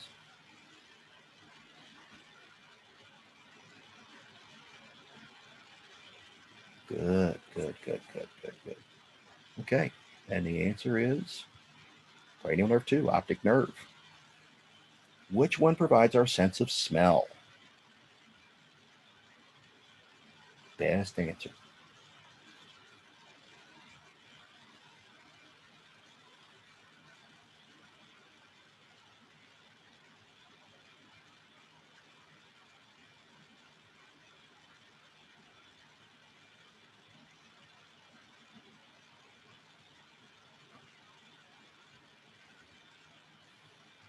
Keep coming. Good, Lorna. Good, good, good. Keep bringing it.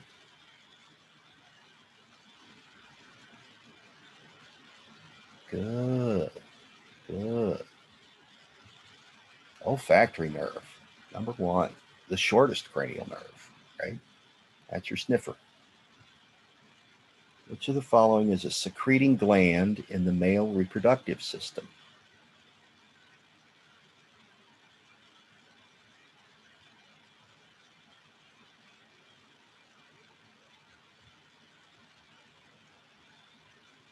Sometimes in men, this gland can get really, really big.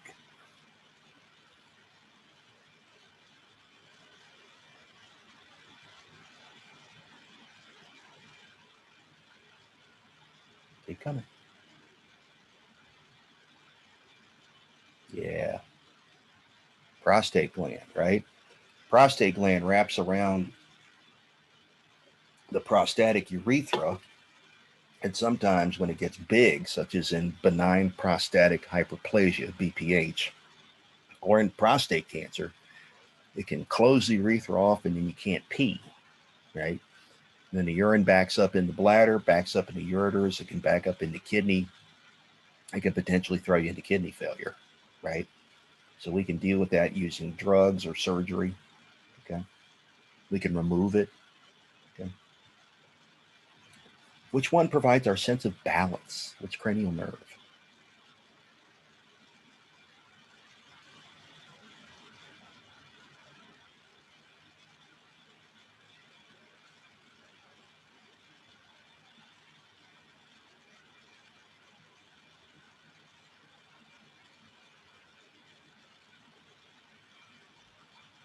Balance.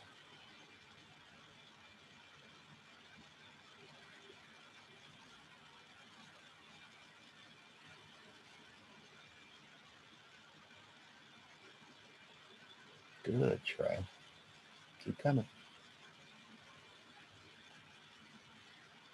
Keep coming. Yeah, yeah, yeah. There you go. Good. Cranial nerve 8, right? Vestibulocochlear. The old name for it was the auditory nerve. Okay. All right.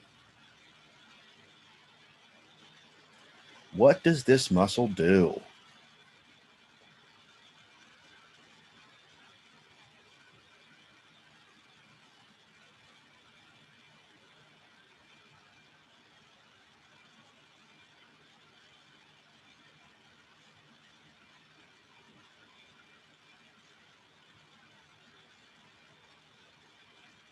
Take a wild guess. And if you don't know, just pop up a question mark.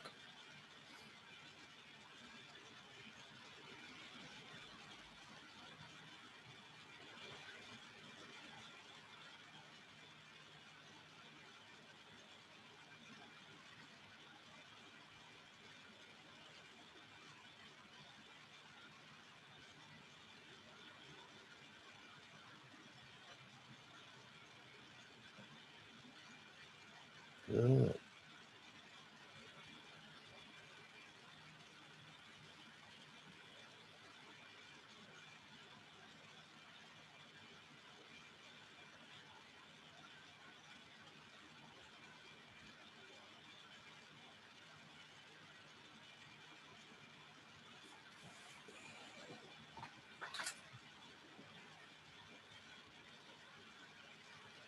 Go.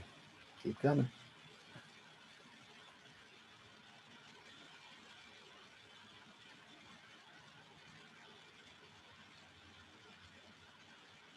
Keep coming. See who else here. Johari. Oriana. Oh, she already answered. Adika. Amina. Sarah's here.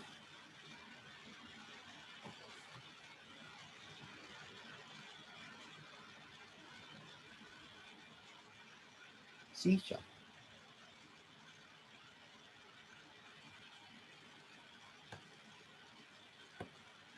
Okay.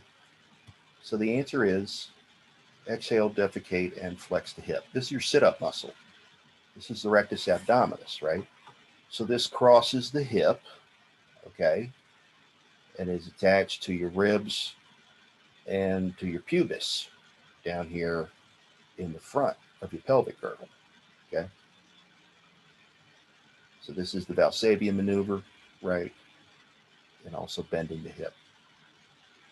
Okay. A bundle of nerve fibers found within the brain is called a tract. True or false?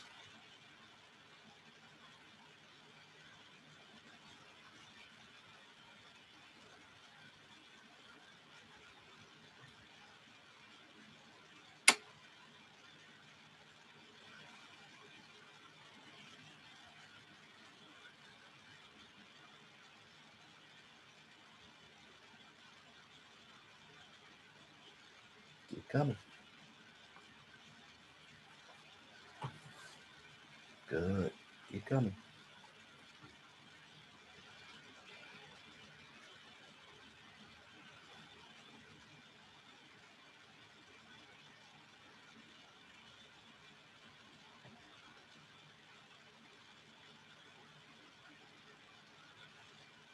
Okay. The answer is true. Okay. They're called tracts in the brain. They are made up of white matter. Okay. And they could bring information down from the brain to the spinal cord, or they could bring information from one lobe of the brain to the other, or they could bring information from one hemisphere of the brain to the other. Okay. So that's the high speed cabling in the central nervous system. So those pieces of information go real fast in all those different directions, 250 miles an hour. Okay. What muscle type is attached to bones? It should be pretty obvious.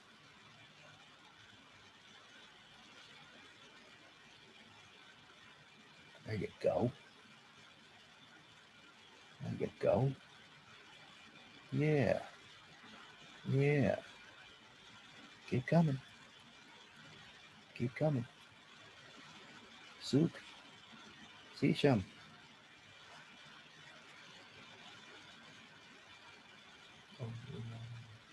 Sarah. There you go. Good. Skeletal muscle. Voluntary and striated. Good. All right.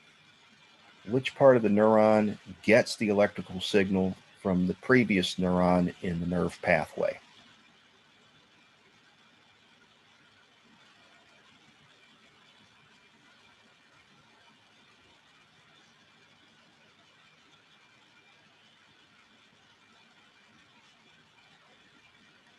Okay. Keep coming.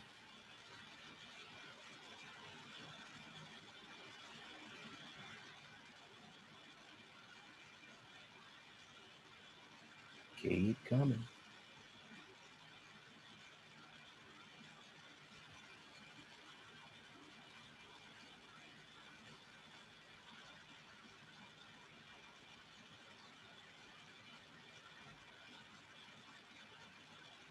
Keep coming. Good trap. Keep coming. Good, good, good. Here's the dendrite. Little teeny tiny extensions that are lined with receptors, okay, with little gates, ligand gated channels that attach to neurotransmitter and open up and let ions in or out. Okay, good. The opening of sodium gates on the soma would cause hyperpolarization. True or false? Which way would the sodium go?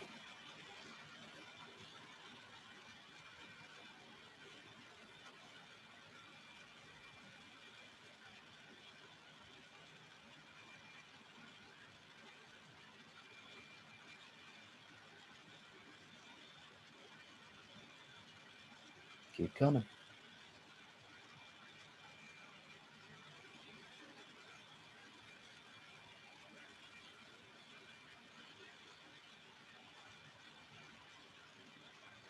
Good, Radhika. Keep coming.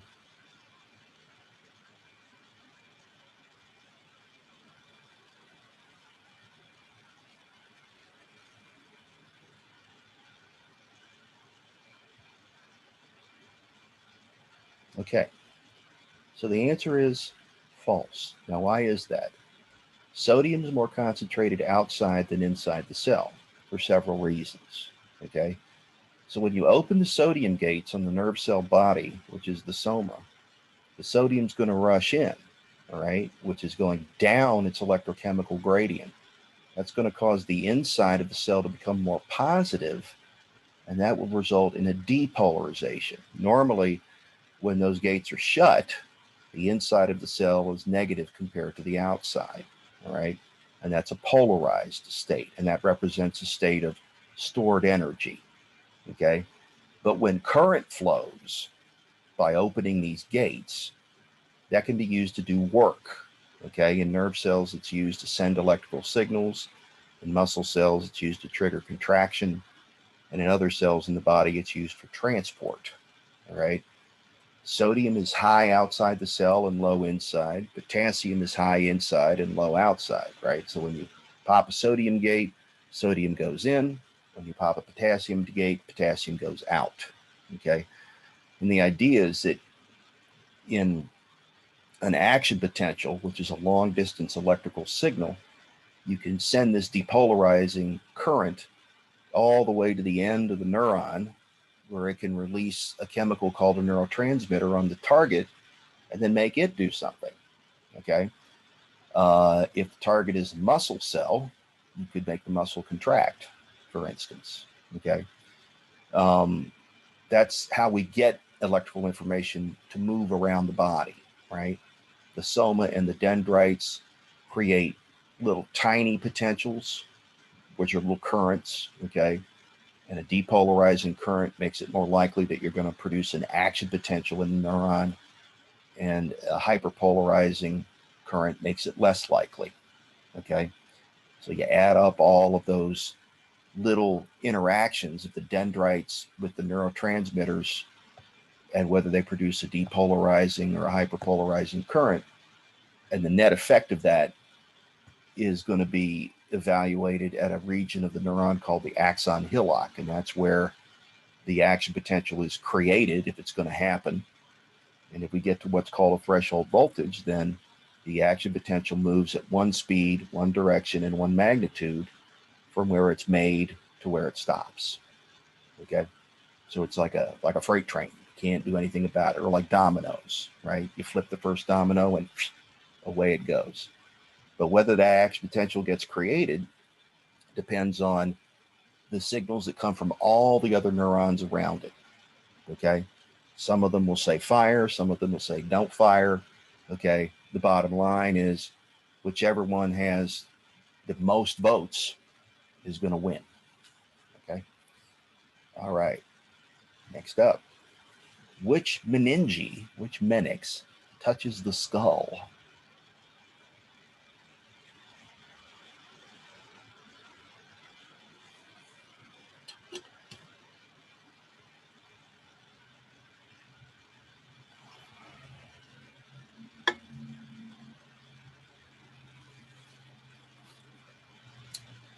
One best answer.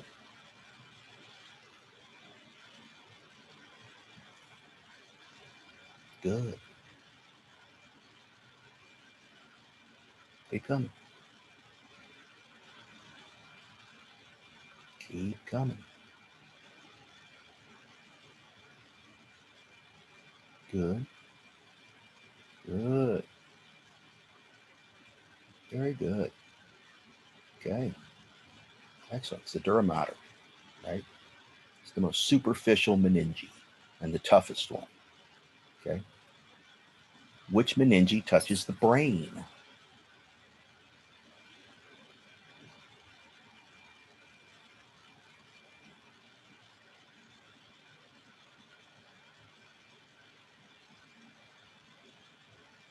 Good.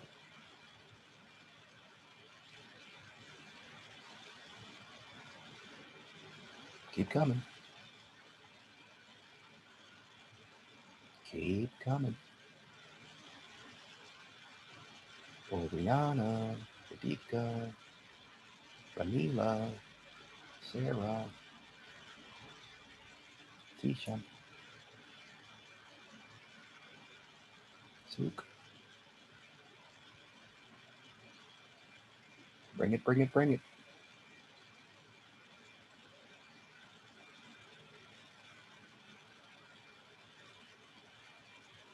Keep bringing it.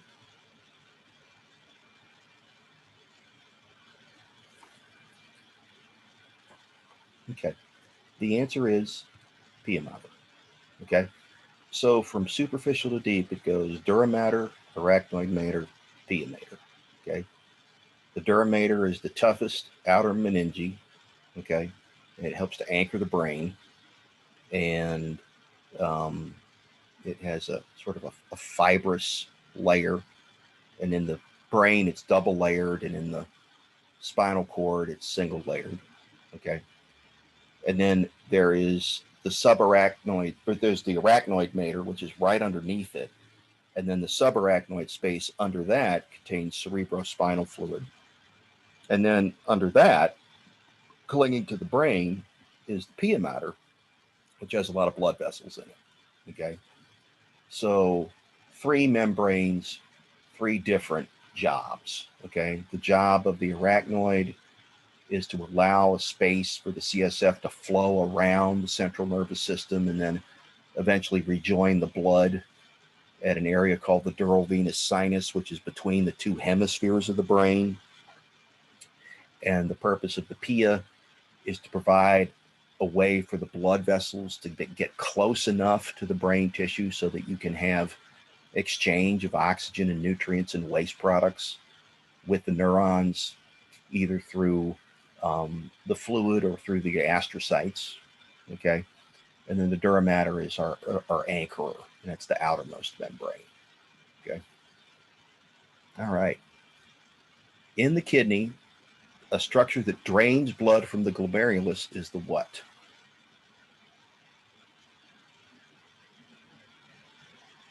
Best answer.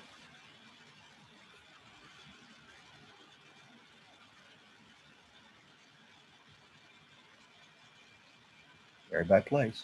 Come on. Ashley. Lorna. Good, Lorna. Oriana. Medita. Good, good. Keep coming. Namila.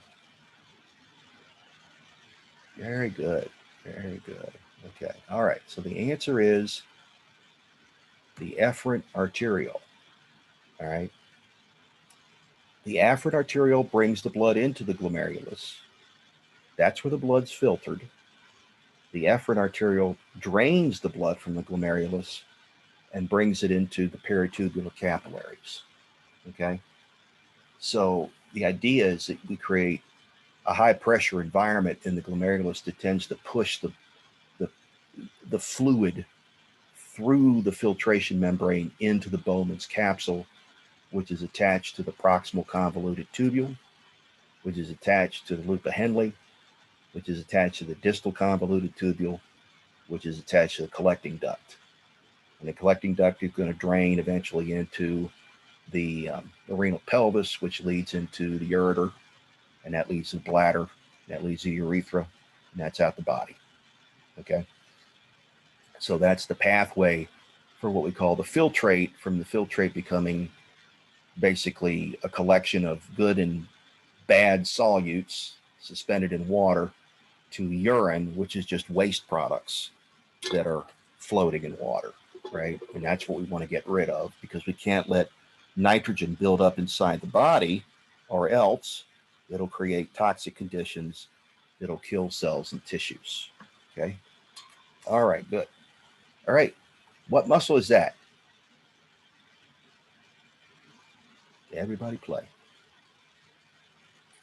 Cool, cool, cool. Keep bringing it, bringing it, bringing it.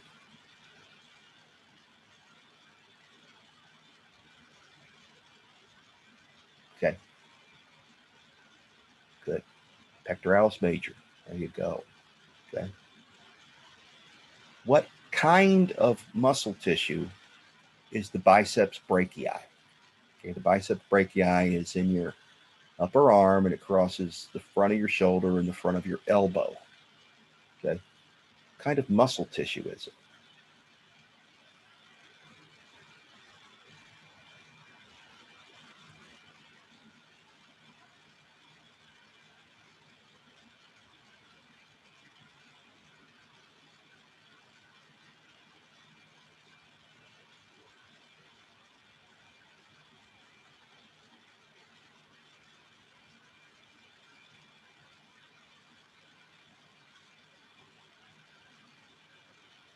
Keep coming.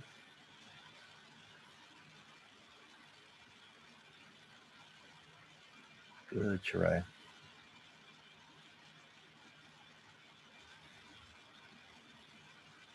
Keep coming.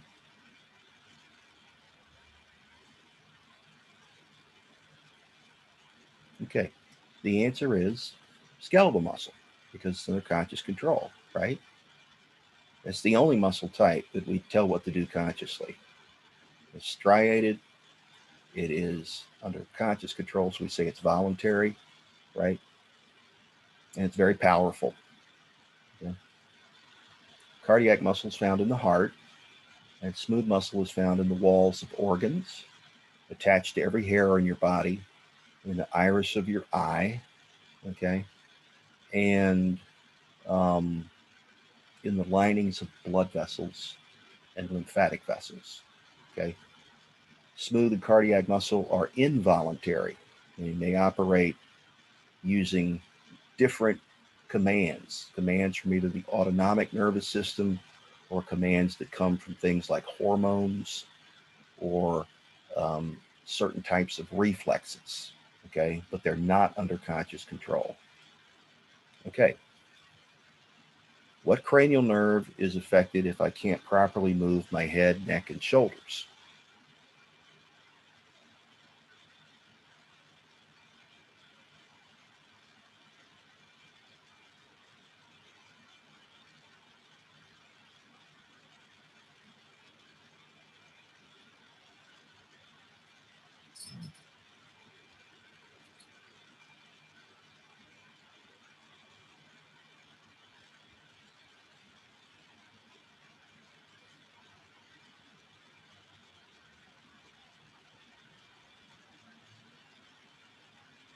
Keep coming. If you don't know, just put a question mark.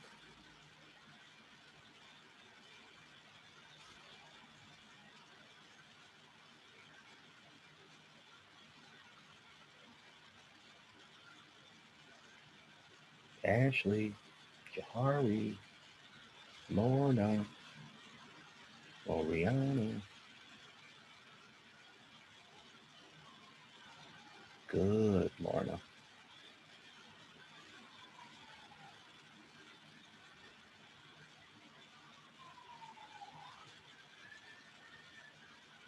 Good, good, good, good. It's K, spinal accessory. Talks to the sternocleidomastoid and to the trapezius. Okay. So it is a motor. Okay. A motor nerve. Which cranial nerve is the optic nerve? I think we had this before, but it's good to review.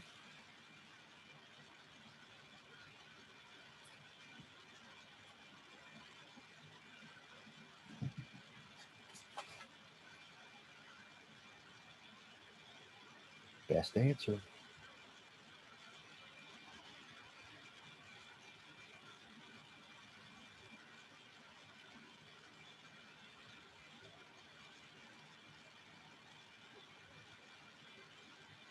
Optic nerve. Which one?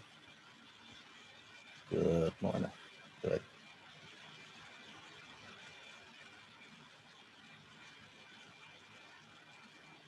Good, good, good.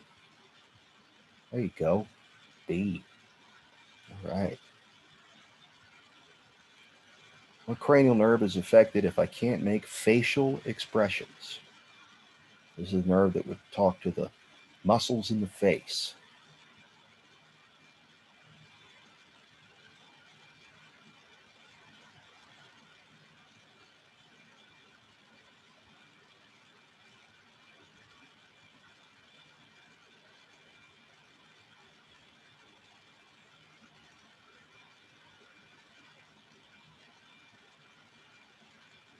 Jahari, Lorna.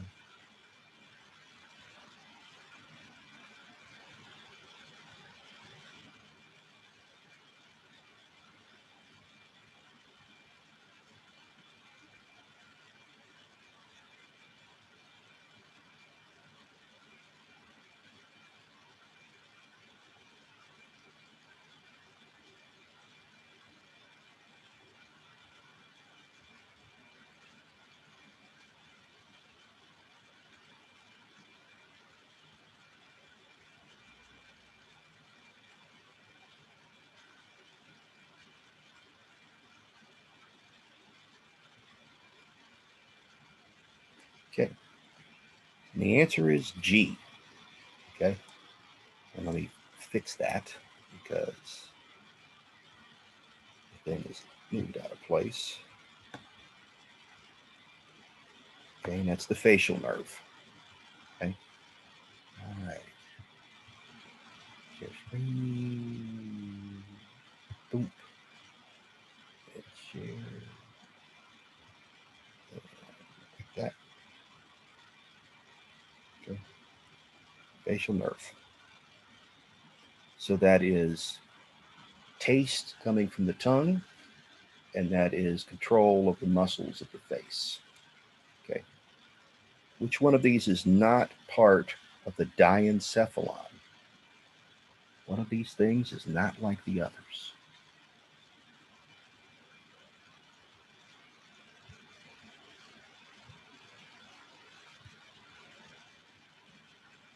Not part of the diencephalon.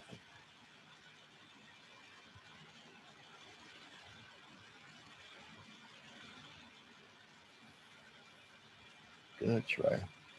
Keep coming. One of these things is not like the other. There you go. Keep coming.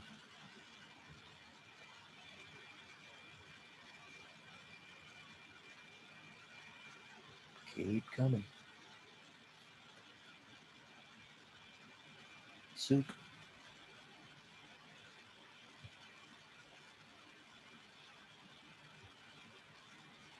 Ashley.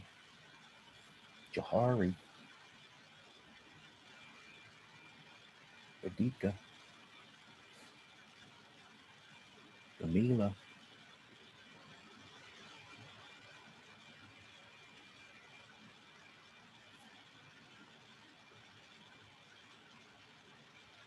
Sarah. Sisha.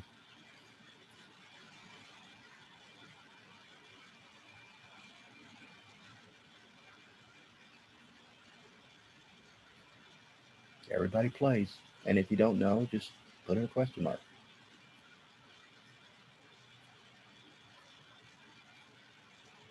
Okay. Medulla oblongata. All right. And that's part of the brainstem, right? The others are all part of the diencephalon. Which cranial nerve provides parasympathetic innervation to the heart? Meaning, which one of these is going to slow the heart down?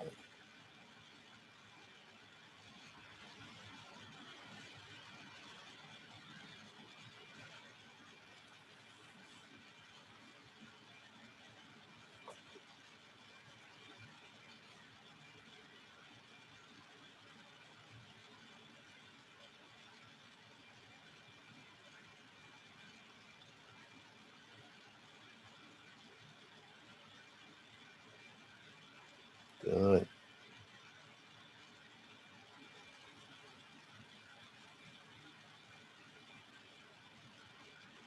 Keep coming.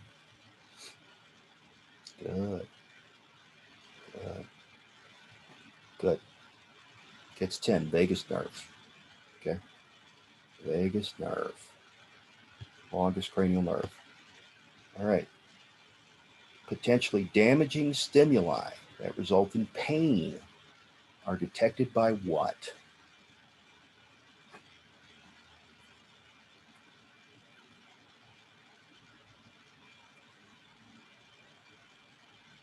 Good. Keep coming. Radhika, Sarah, Sisha, Soup.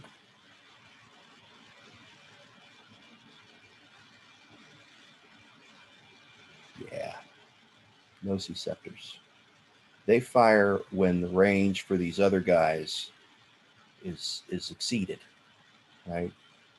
Light that's really, really bright out of the range of the photoreceptors can cause pain. Um, Pressure can produce pain when the pressure receptor range is exceeded. Okay. Temperature can do the same thing. Okay. And that's when the nociceptors fire. Okay. What the heck are spermatogonia?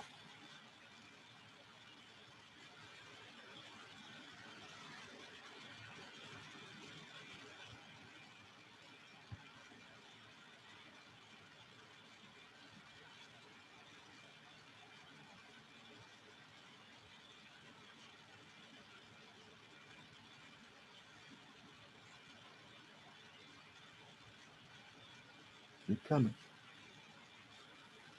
What are spermatogonia?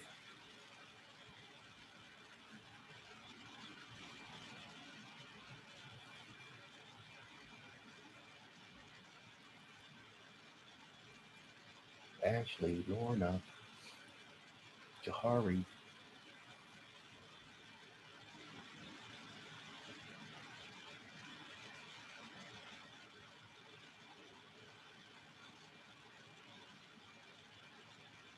Okay. These are stem cells for sperm. All right. The spermatogonia divide by meiosis to produce primary spermatocytes, which divide by meiosis to produce secondary spermatocytes, which then undergo spermiogenesis to first become spermatids and then finally to become mature spermatozoa. All right. And that all happens in the seminiferous tubules 24/7 from puberty until death in the male. And then the sperm don't learn to swim until they get to the epididymis, okay, where they get chemically trained to use their flagella. That's why I say it's like the YMCA for the sperm, okay? Which bone listed here is part of the appendicular skeleton?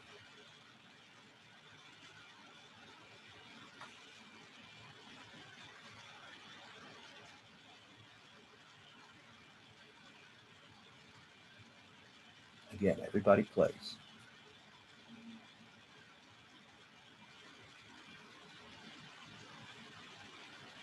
Good, Ashley.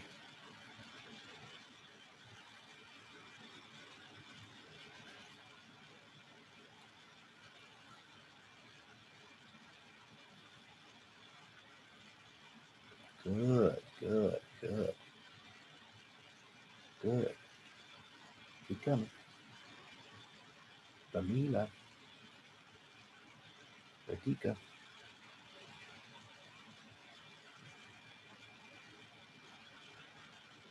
Okay. The answer is the scapula, right? All the others are part of the axial skeleton. The axial skeleton, okay, which is the skull, the rib cage, the vertebral column, okay, the sacrum, and the coccyx. Okay.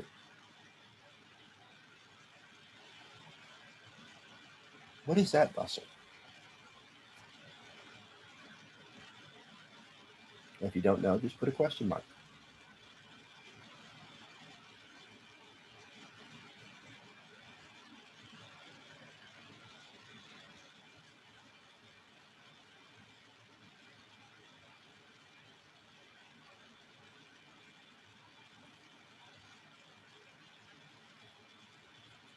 Good, Lorna. Good, Ariana. Keep coming. There you go. External oblique. Excellent. Okay. This is the longest cranial nerve, and it's the major parasympathetic lead to the heart, the lungs, the gastrointestinal system, basically everything in the abdominal pelvic cavity. Which cranial nerve is this?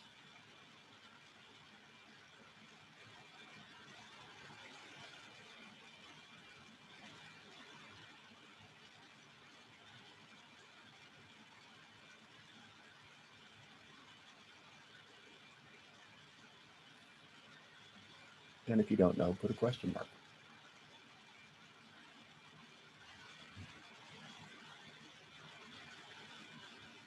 Keep coming.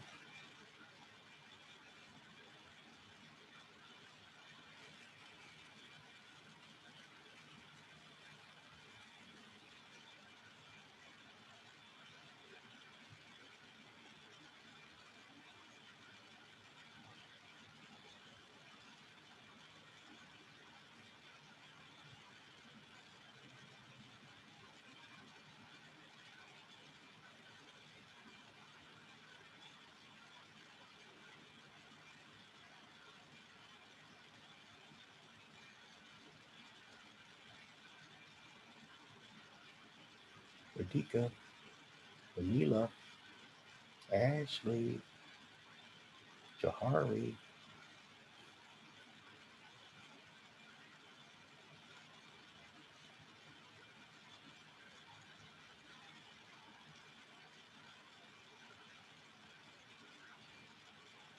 Like I said, if you don't know, just put a question mark.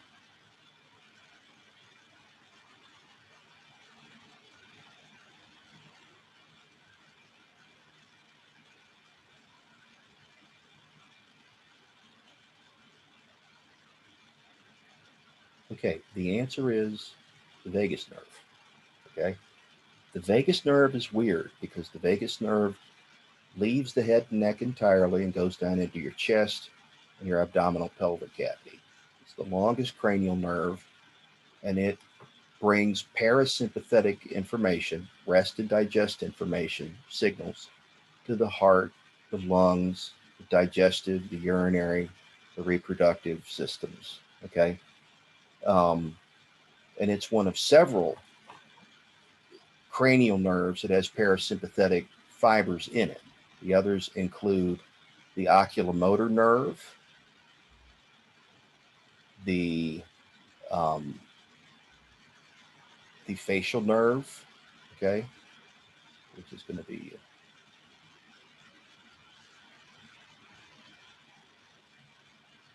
this one here, 7, okay, and the 9th cranial nerve, the glossopharyngeal, okay.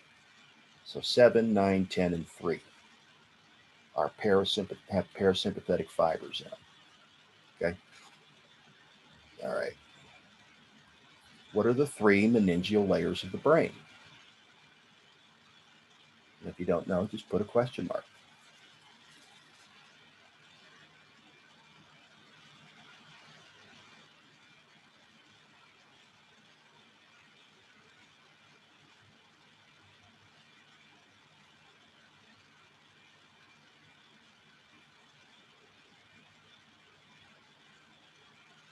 Ashley, Jahari, Lorna, Ariana, Radhika, Ramila.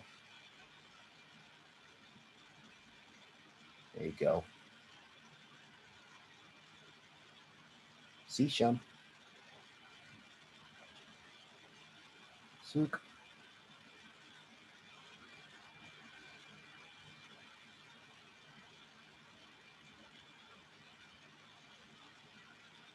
Sarah. Sarah out there?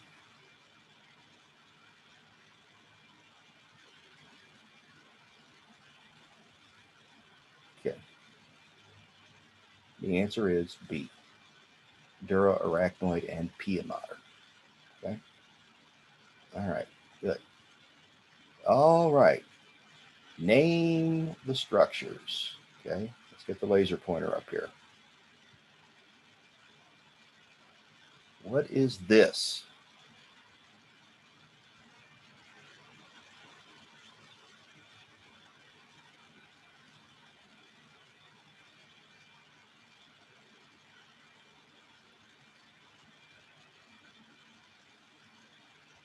If you don't know, put a question mark.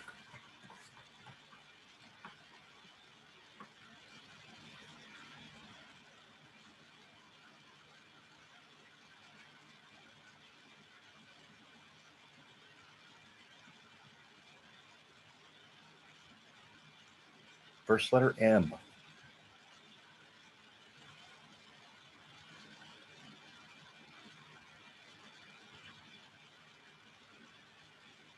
Good. Keep coming. Good. Good. Keep coming.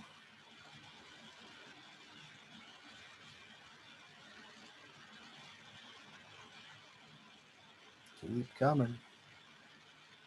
Ramila. Sarah.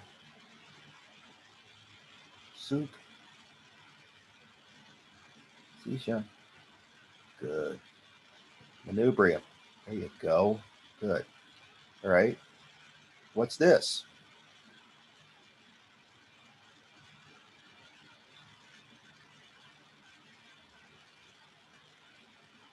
Good. Keep coming.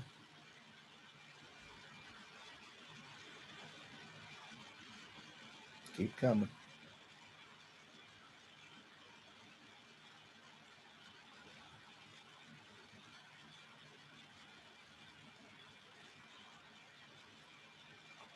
Okay. The answer is that's the body. Okay. Now these are both structures of the sternum, right? Nubrium is part of the sternum, body's part of the sternum. Okay. So you're not wrong to say sternum, but we want to be more specific. Okay, finally, what is this little part down here? Good, good. Keep bringing it. Keep bringing it. Good. Xiphoid process. Excellent. Okay. And the structure indicated by the blue arrow, that is costal cartilage. Okay. All right. What cranial nerve am I testing with the tuning fork? Right? This is the one that would have hearing information coming in on it.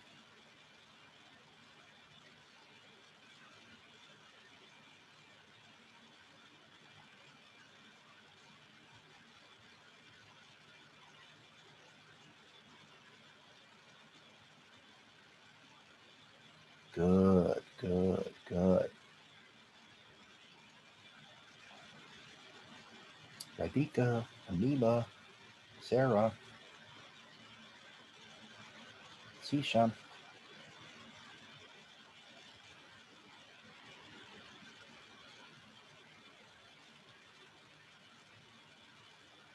Suk. Everybody plays. Bring it, bring it, bring it.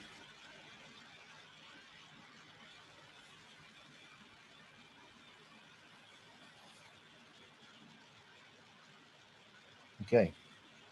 The answer is H, vestibulocochlear nerve. The old name used to be the auditory nerve. All right. It also brings in balance information to the brain. Okay. All right. Another view of the skull. Okay. Let's begin here. The red dot. What bone is this? And if you don't know, just put a question mark.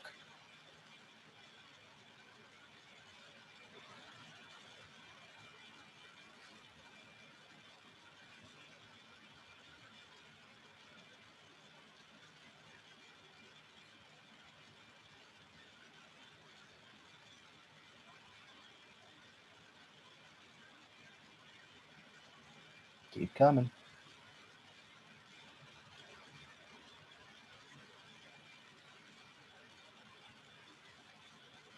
Good. Good. Good. Okay. That's the sphenoid. All right. What is this bone? The upper part of the nasal septum. What is that?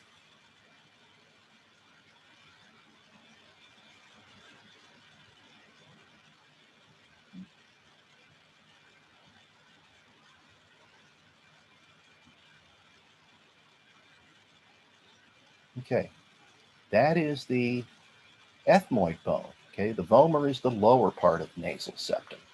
All right. All right.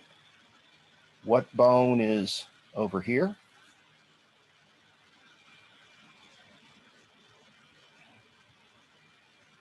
On the side of your head?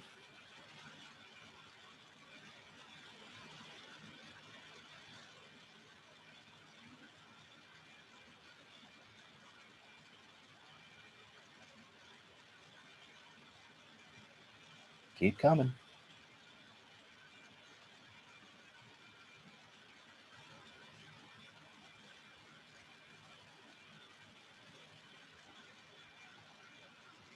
Take a wild guess. And if you don't know, just put a question mark.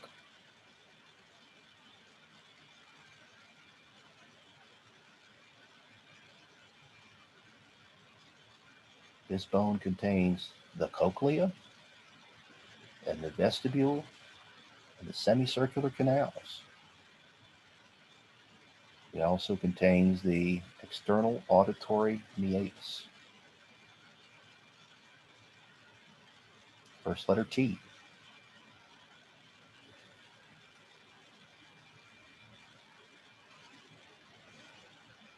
There you go. Bring it, bring it, bring it.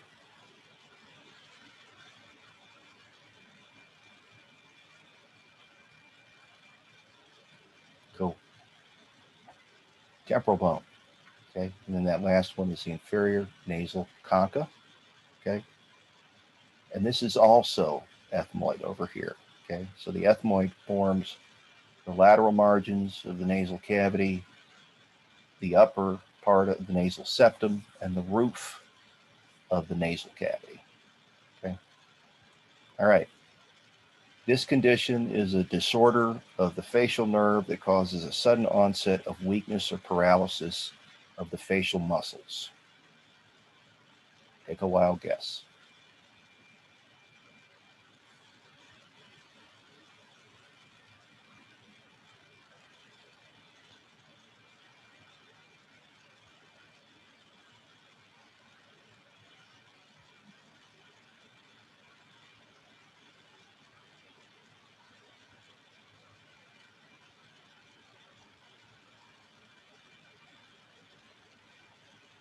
And if you don't know, put a question mark.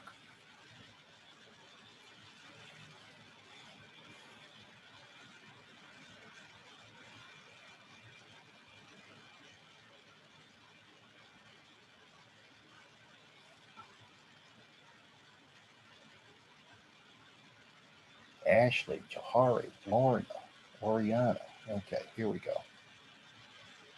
Good, good, good. All right. Bell's palsy, right? Very good. Photoreceptors are found where?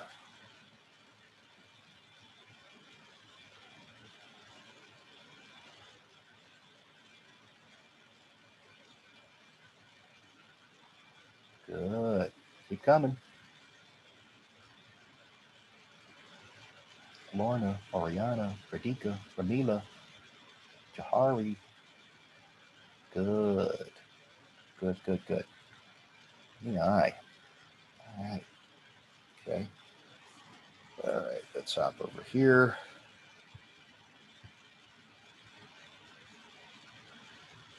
That's a tough one. All right.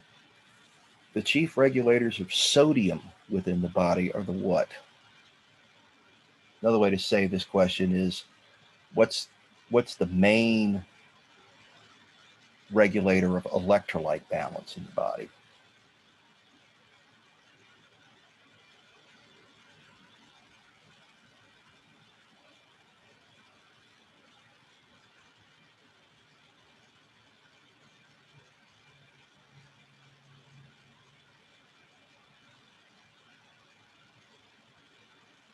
And if you don't know, just put a question mark. Good, Ashley. Good. Keep coming. Keep coming.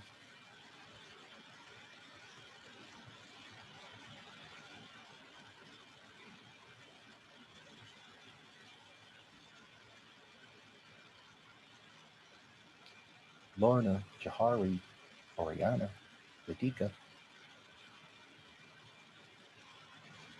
Anila.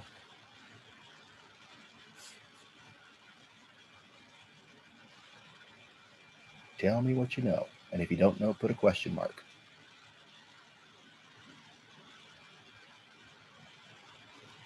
Okay. The answer is kidneys. Kidneys. Okay. All right. What type of muscle is involuntary but striated?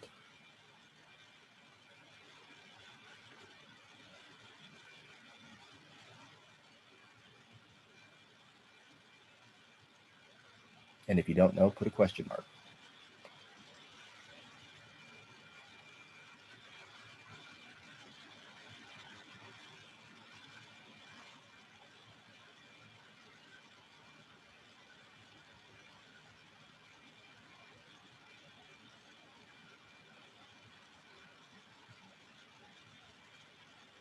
Keep coming.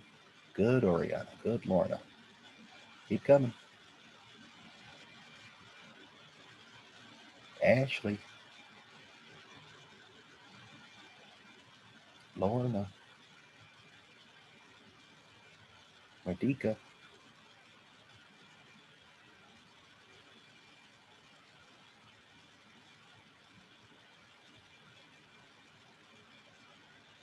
Okay. And the answer is cardiac muscle. It is striated, but we do not consciously control it. Okay? We cannot control how fast our heart beats. Okay? All right. The amount of air that can be forcibly exhaled after blowing out the tidal volume is known as the what? Okay? And what do the abbreviations stand for here? This stands for total lung capacity. It stands for vital capacity. This stands for inspiratory reserve volume. And this stands for expiratory reserve volume. So which do you think it is?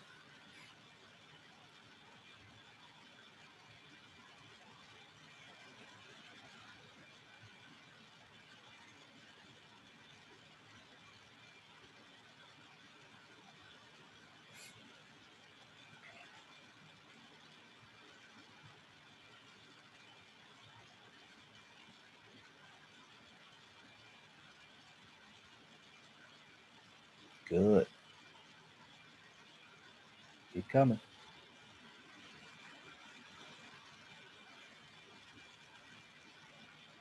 Keep coming. Radhika, Ramila, Ashley, Jahari.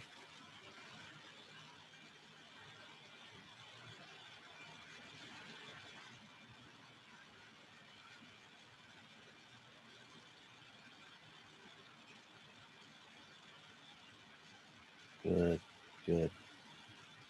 Expiratory reserve volume. Which bone is part of the axial skeleton?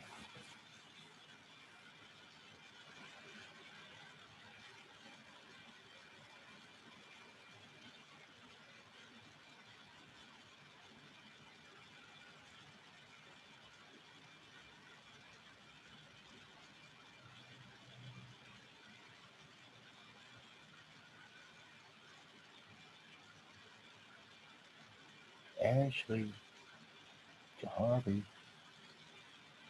Lorna, Oriana, Radhika, Ramila, Sarah, Zisha.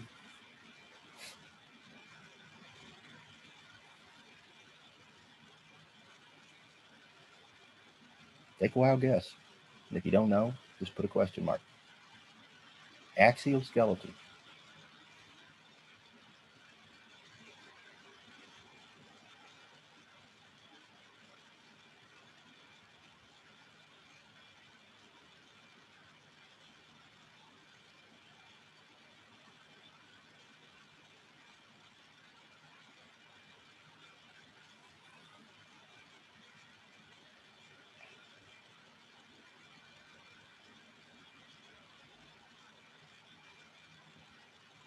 Keep coming.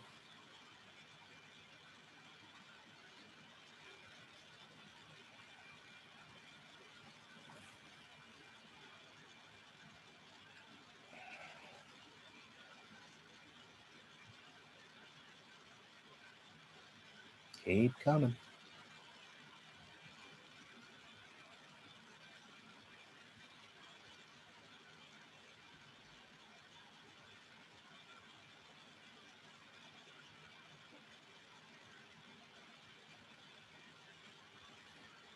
Oriana. Lorna. There you go. Rip. There you go. Good. Which of the following is not a general sense? If you don't know, just put a question mark.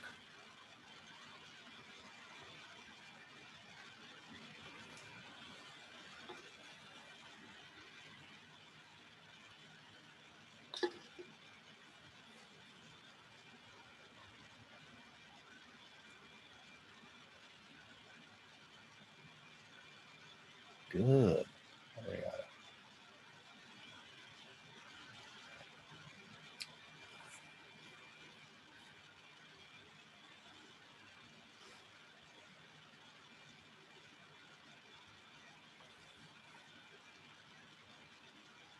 Keep coming. Sarah out there? Haven't heard from Sarah in a while.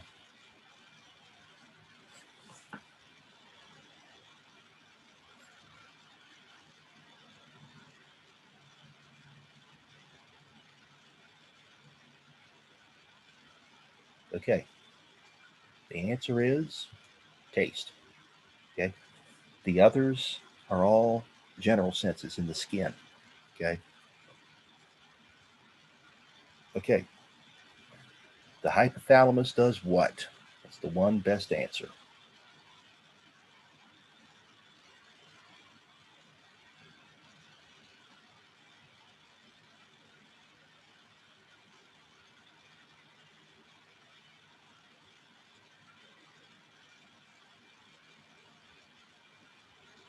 And if you don't know, just put a question mark.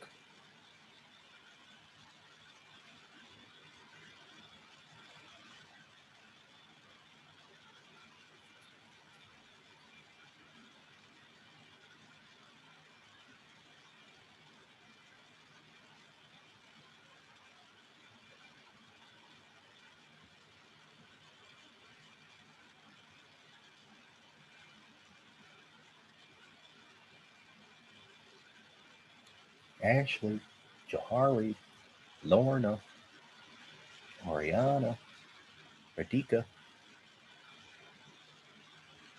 Good.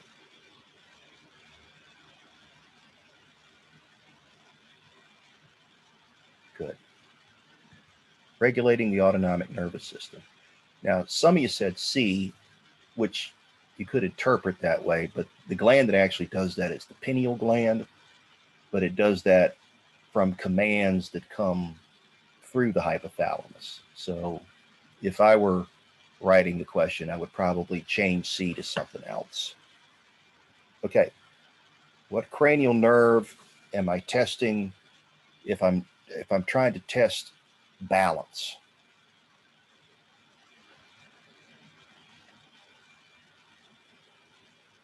That's what the Romberg test does.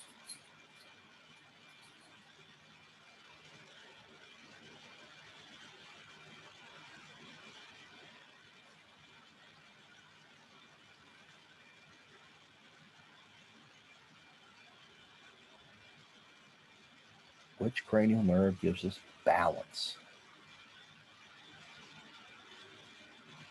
If you damage this nerve, you can end up with vertigo.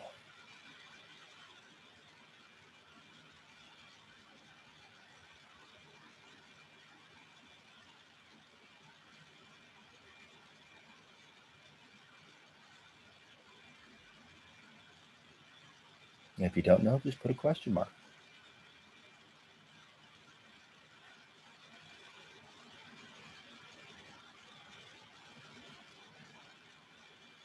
Good, good, good.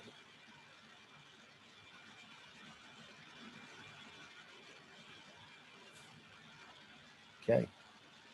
And the answer is 8. Vestibulocochlear, right?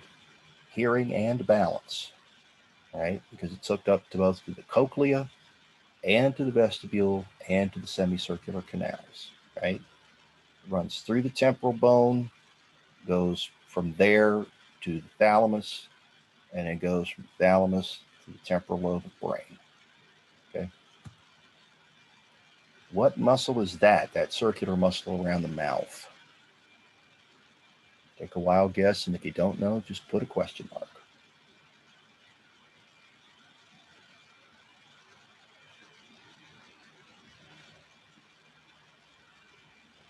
Good, good. Keep coming.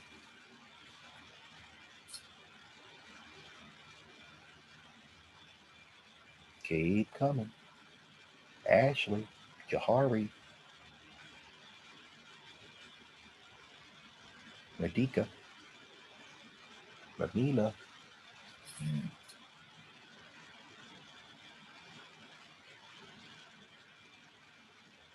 Everybody plays. And if you don't know, just put a question mark. Okay, good. Orbicularis oris. Okay. All right, last question. Which of the following is wrong about the numbers of spinal nerves?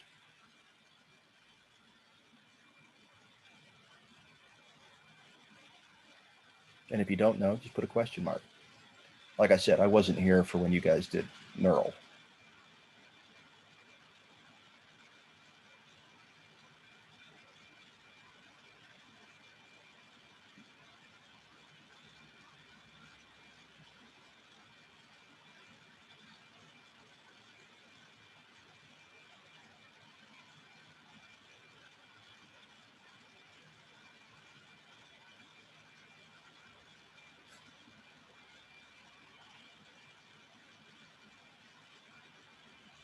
Keep coming.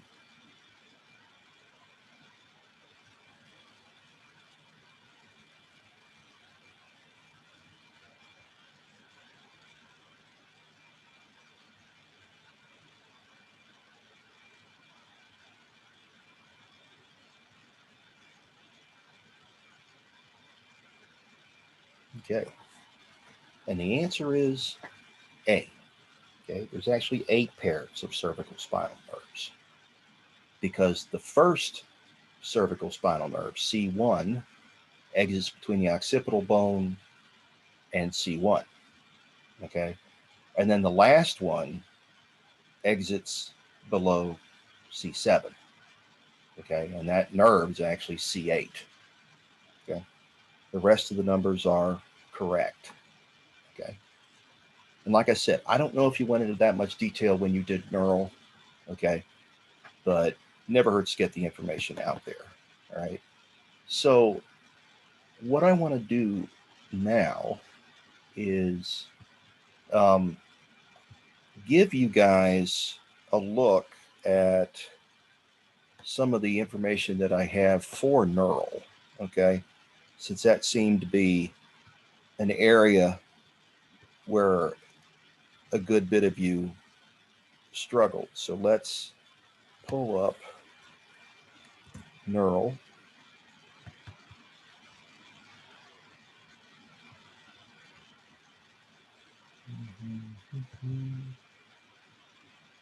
Okay. Like that.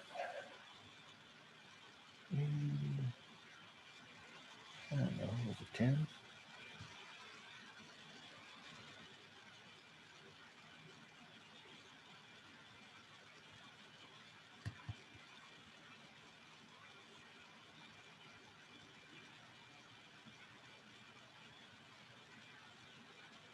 Okay, welcome everybody. This is chapter 10 on the nervous tissue in the brain.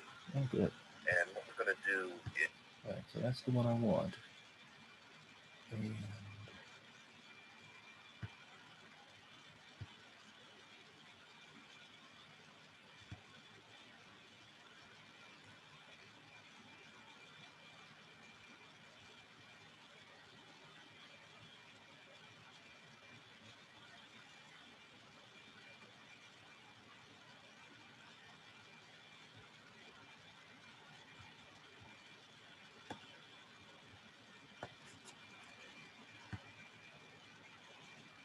share.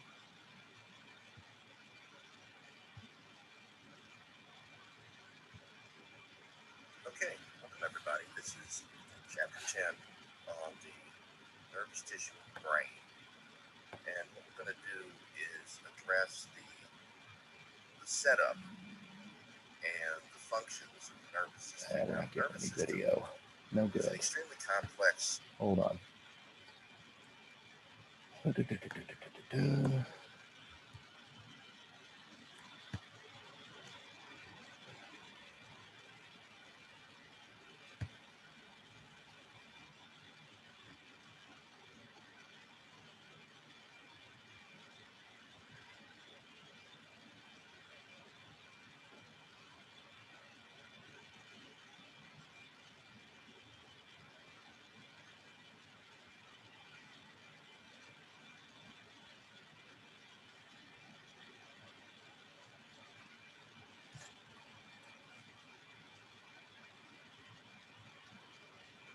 Yeah, so I could stall him.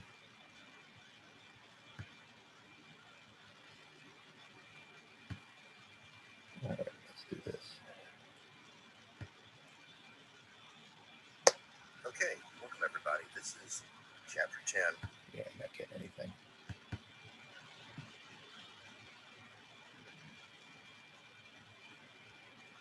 Okay, welcome everybody. This is. There we go.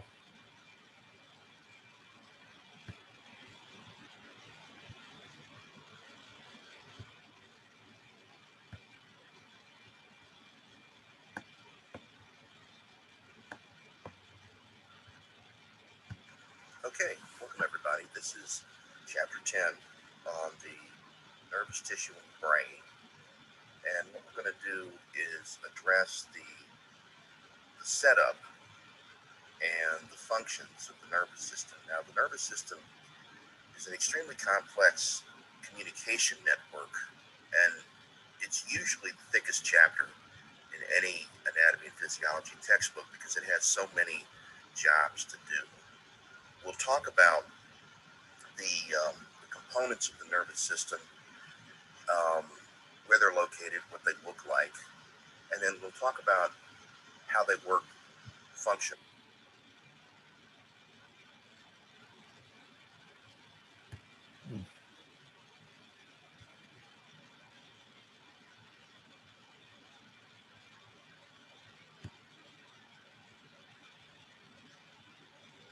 And the peripheral nervous system. The central nervous system is made up of the brain, the brainstem, and the spinal cord. And the peripheral nervous system is made up of the peripheral nerves, which is everything else, and that connects the rest of the body to the central nervous system. The job of the nervous system is to take stimuli, which are physical changes in the environment or inside the body, okay, and turn them into electrical information, and then pipe that electrical information into the central nervous system, where it then ascends, goes up to the brainstem and the brain, and then a control center, which will either be the brain in the case of information that we're consciously aware of, or it'll be the brainstem and the hypothalamus in the case of information that we are not consciously aware of. We'll take those pieces of electrical information and combine them into an idea of what's happening to us. And then an appropriate command or commands will be generated. And that electrical information will be sent down the spinal cord to the peripheral nerves, to the target, and then the target will do its thing. Okay. So if we think about the world around us, right? We are constantly bombarded with changes, right? We experience sound, sight, hearing, balance, touch, pressure, hot, cold, all these things. And then there's also changes that are going on inside our body all the time. Most of these changes never make it to our conscious awareness. They're filtered out by a structure in the brain called the thalamus. And only the important stuff that we need to be consciously aware of and act on makes it to our conscious awareness.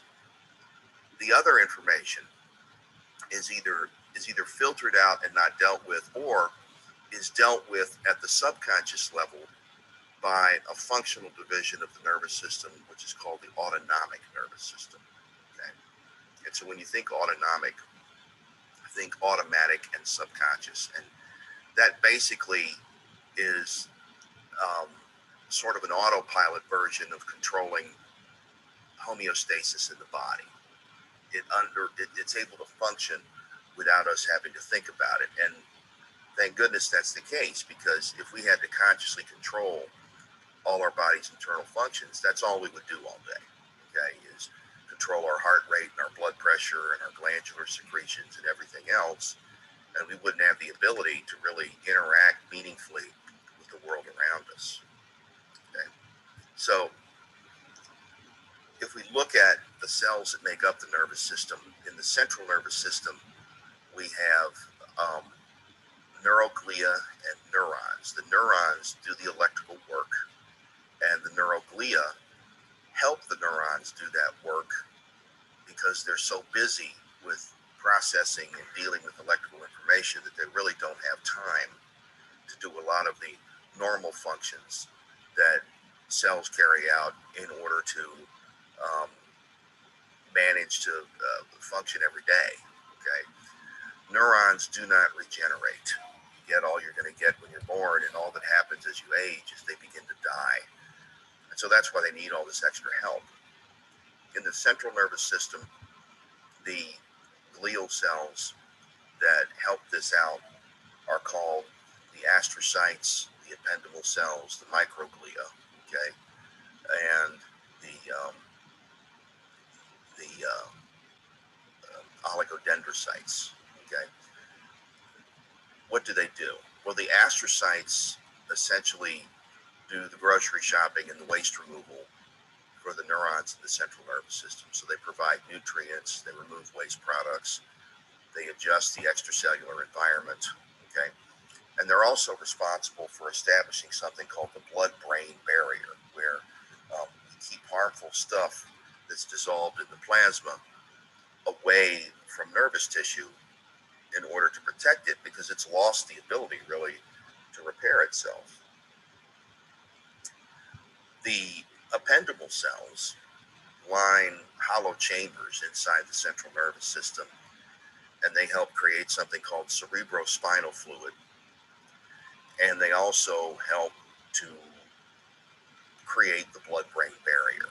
Okay, so the cerebrospinal fluid is just a liquid in which the entire central nervous system floats, and it serves as a way for important stuff like oxygen and carbon dioxide to do diffusion. Okay, it has a nice pH and temperature and electrolyte concentration that lets the nerve cells do their thing.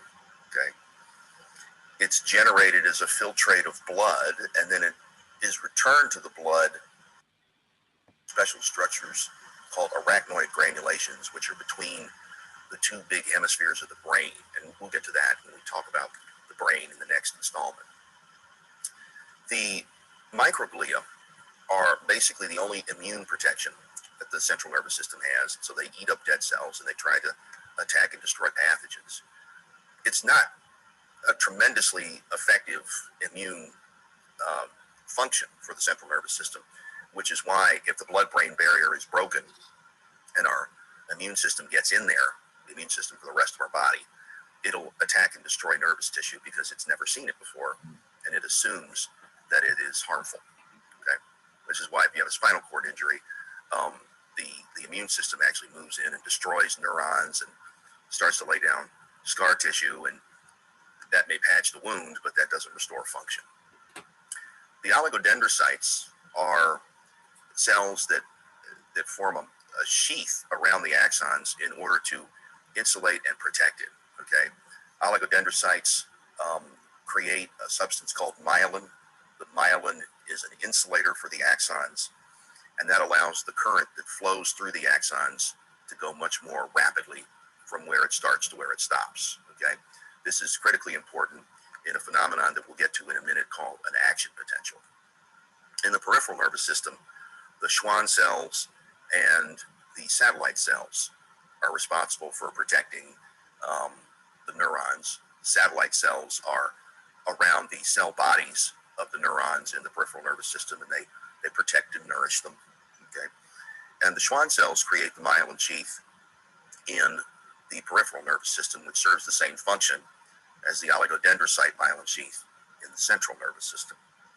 Now, not all neurons are myelinated. Okay, some neurons in the central and the peripheral nervous system have little to no myelination, but they still have insulation and protection from connective tissue that surrounds and binds them together. Okay, in the peripheral nervous system, there's connective tissue layer around every nerve fiber called endoneurium.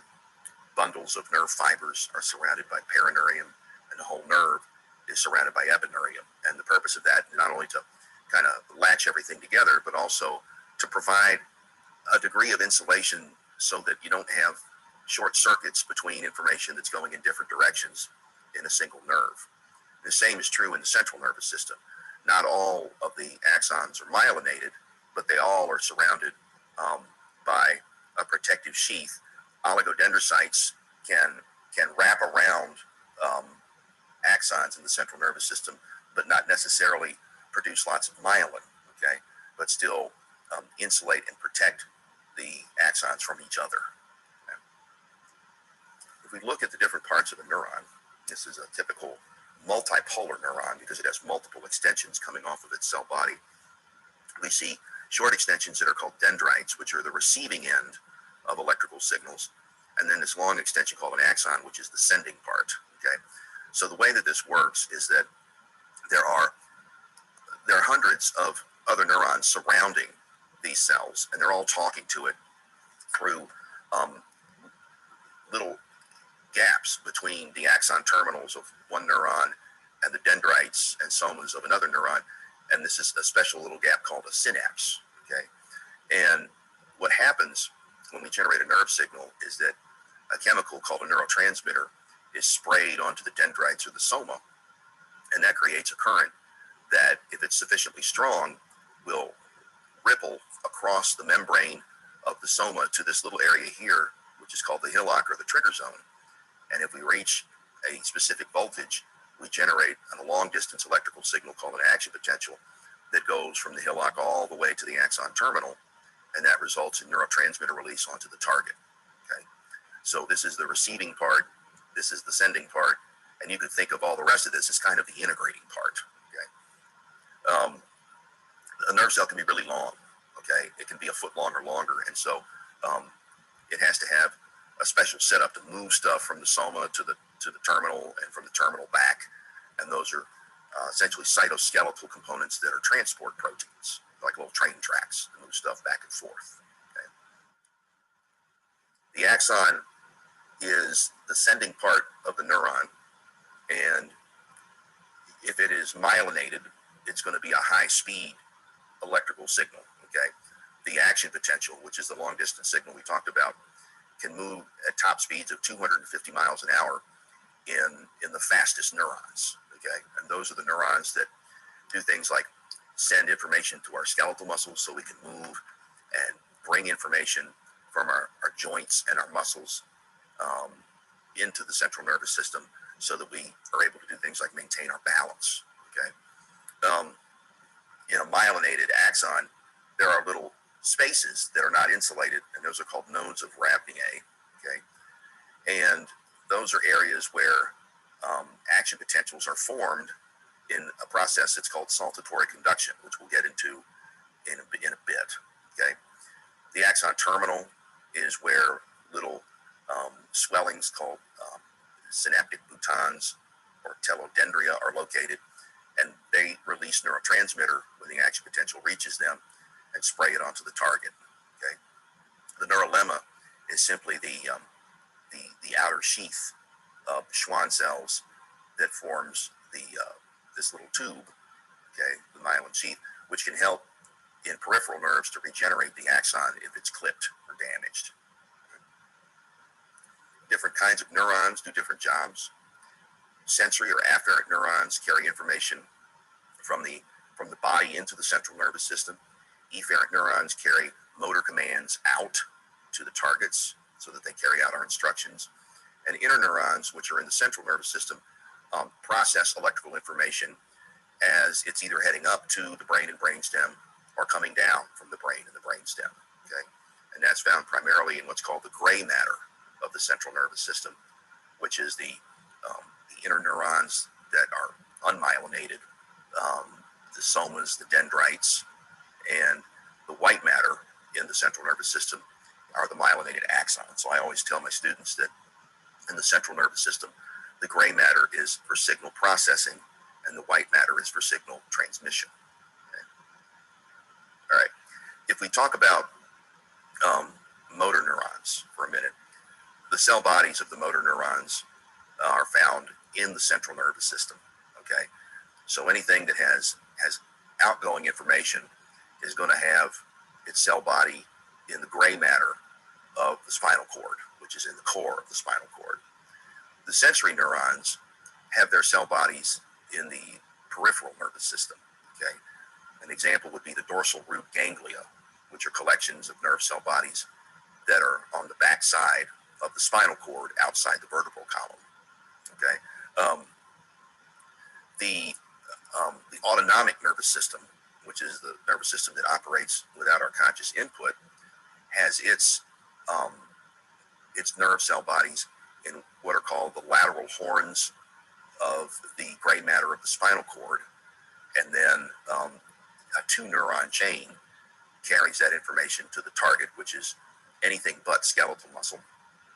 In the sympathetic division, in the parasympathetic division, little bits of gray matter called nuclei, which are embedded in white matter up near the brainstem or down near the sacral spinal cord, carry information in a 2-neuron chain out to the target.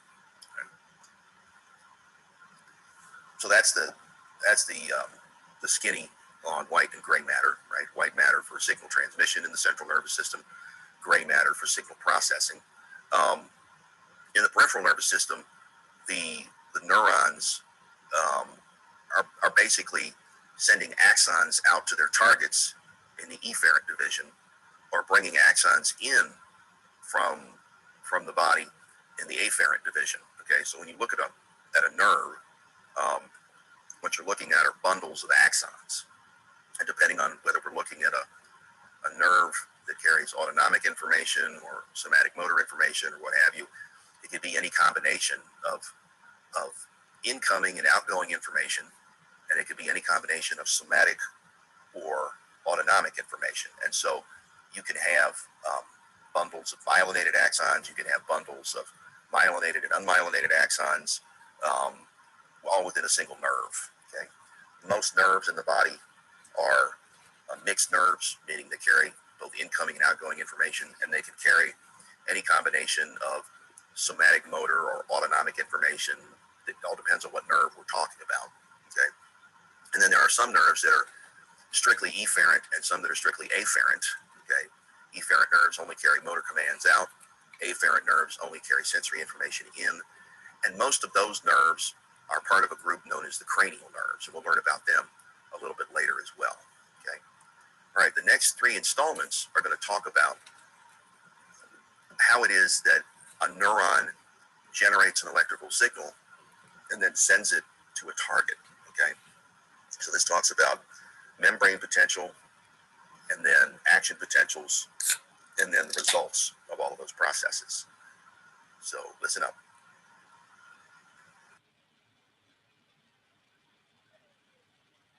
Neurons send signals over long distances by generating and propagating action potentials. Most action potentials originate near the axon hillock of the cell body, in the initial segment of the axon. It then travels the entire length of the axon. A closer look reveals that during an action potential, voltage-gated channels open and close, altering the permeability of the plasma membrane to sodium and potassium ions. A threshold stimulus changes the shape of the voltage-gated sodium channels, causing their activation gates to open. This event marks the beginning of phase 1 of the action potential, known as depolarization. As sodium ions diffuse into the axon, the membrane potential becomes less negative. This causes more voltage-gated sodium channels to open, and the membrane potential soars to plus 30 millivolts. At this point, two key events occur. The inactivation gates of voltage-gated sodium channels close, and voltage-gated potassium channels open. These two events mark the beginning of phase 2 of the action potential, known as repolarization. As potassium ions diffuse out of the axon, the membrane potential becomes negative again. However, the membrane potential continues in the negative direction, going beyond the resting state of minus 70 millivolts. This marks the beginning of phase 3 of the action potential, known as hyperpolarization. During this phase, voltage-gated potassium channels close and all voltage-gated sodium channels are released from inactivation. By the end of this phase, ions move through leak channels only and the membrane potential returns to the resting state of minus 70 millivolts. The neuron is now ready to fire another action potential. Summary. Generation of an action potential. A threshold stimulus opens voltage-gated sodium channels. Sodium ions diffuse into the axon, depolarizing it to plus 30 millivolts. Voltage-gated sodium channels close, and voltage-gated potassium channels open.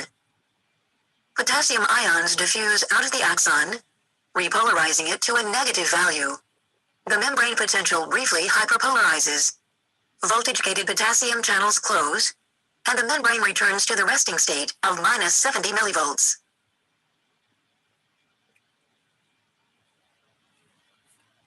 Action potentials propagate in a continuous fashion in unmyelinated axons. Once an action potential is generated in the initial segment of the axon, it propagates the entire length of the axon. Recall that a threshold stimulus causes voltage-gated sodium channels to open. The influx of sodium ions generates an action potential. It also establishes a depolarizing current that flows to the next segment and brings it to threshold. Voltage-gated sodium channels open, regenerating the action potential in this segment of the axon. Current flows from this segment and depolarizes the next segment to threshold, thus regenerating the action potential yet again. In this way, regeneration continues in one direction all the way down to the axon terminals. The basis for unidirectional propagation is revealed when we take a closer look. By the end of the depolarization phase of the action potential, all voltage-gated sodium channels inactivate and voltage-gated potassium channels open. These two events render this segment of the axon temporarily insensitive or refractory to another depolarizing stimulus. However, voltage-gated sodium channels in the downstream segment are closed and receptive to a depolarizing stimulus. Thus, propagation occurs sequentially down the axon to the axon terminals. In myelinated axons, action potential propagation is a bit different. Here they propagate in a saltatory or leaping fashion. The myelin sheath consists of multiple layers of tightly wrapped glial cell membrane. But this sheath is not a continuous one. Exposed areas of axonal membrane, known as nodes of Ranvier, occur at discrete intervals. Voltage-gated sodium channels are abundant in the nodes, but largely absent between nodes. So, action potentials are regenerated at each node, not in areas covered by the myelin sheath. However, the myelin sheath does provide the insulation necessary for the rapid spread of depolarizing current. And the sooner the nodes reach threshold, the faster action potentials propagate along the axon. Saltatory conduction is extremely fast. Velocities often exceed 100 meters per second. In contrast, continuous conduction is fairly slow. Velocities rarely exceed 2 meters per second. Nevertheless, both continuous and saltatory conduction propagate action potentials over varying distances because action potentials regenerate along the way. Summary. Propagation of an action potential. Once generated, the action potential propagates, the entire length of the axon without decrement. Okay. Now we're going to talk a little bit about the brain. Okay. The brain is an integration center. Okay. It's made up of the cerebrum, the diencephalon, and then underneath the brain we have the brain stem, and then we have a structure called the cerebellum. Okay. You can see those areas here, right? The cerebral cortex is divided into lobes. The frontal lobe is under the frontal bone, the parietal lobe under the parietal bone, the occipital lobe under the occipital bone, the temporal lobe under the temporal bone, and there's a fifth lobe called the insula, which is buried in this little indentation between the temporal and the parietal lobe. Okay. The cerebellum back here looks like a little hunk of turkey burger underneath the occipital lobe. The brainstem here in green, okay, and the diencephalon here in purple. Okay. The parts of the diencephalon are the thalamus, the hypothalamus, the epithalamus, and the subthalamus. Okay. The parts of the brainstem are the midbrain, the pons, and the medulla oblongata, and then there's the cerebellum back here. The reason that the brain surface is wrinkly is to increase the surface area so that it can do more electrical work in a tinier volume. Okay. The main source for energy in the brain is glucose. Okay, so sugar is brain food, and so when the body is kind of stressed for nutrients, one of the things that it'll do is it'll always save sugar for the nervous system, and then tissues that can use something else will use something else. Okay. The brain is gray matter on the outside and white matter in the core. Okay. Remember that the gray matter is for signal processing and the white matter is for signal transmission. The same arrangement is in the cerebellum. Gray matter on the outside and the white matter in the core is called the arbor vitae. Okay.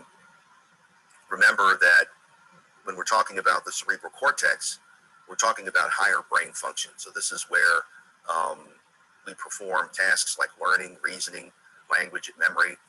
This is where we become consciously aware of stimuli that happen inside us and on our body surface and outside in the environment.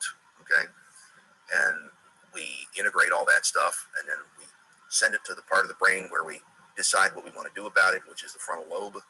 And then we generate a motor action plan, and then we send that into two places, the cerebellum and the spinal cord, and then the peripheral nerves carry that information out to the muscles, and we do our thing. Okay, so that's for stimuli that we're consciously aware of, right?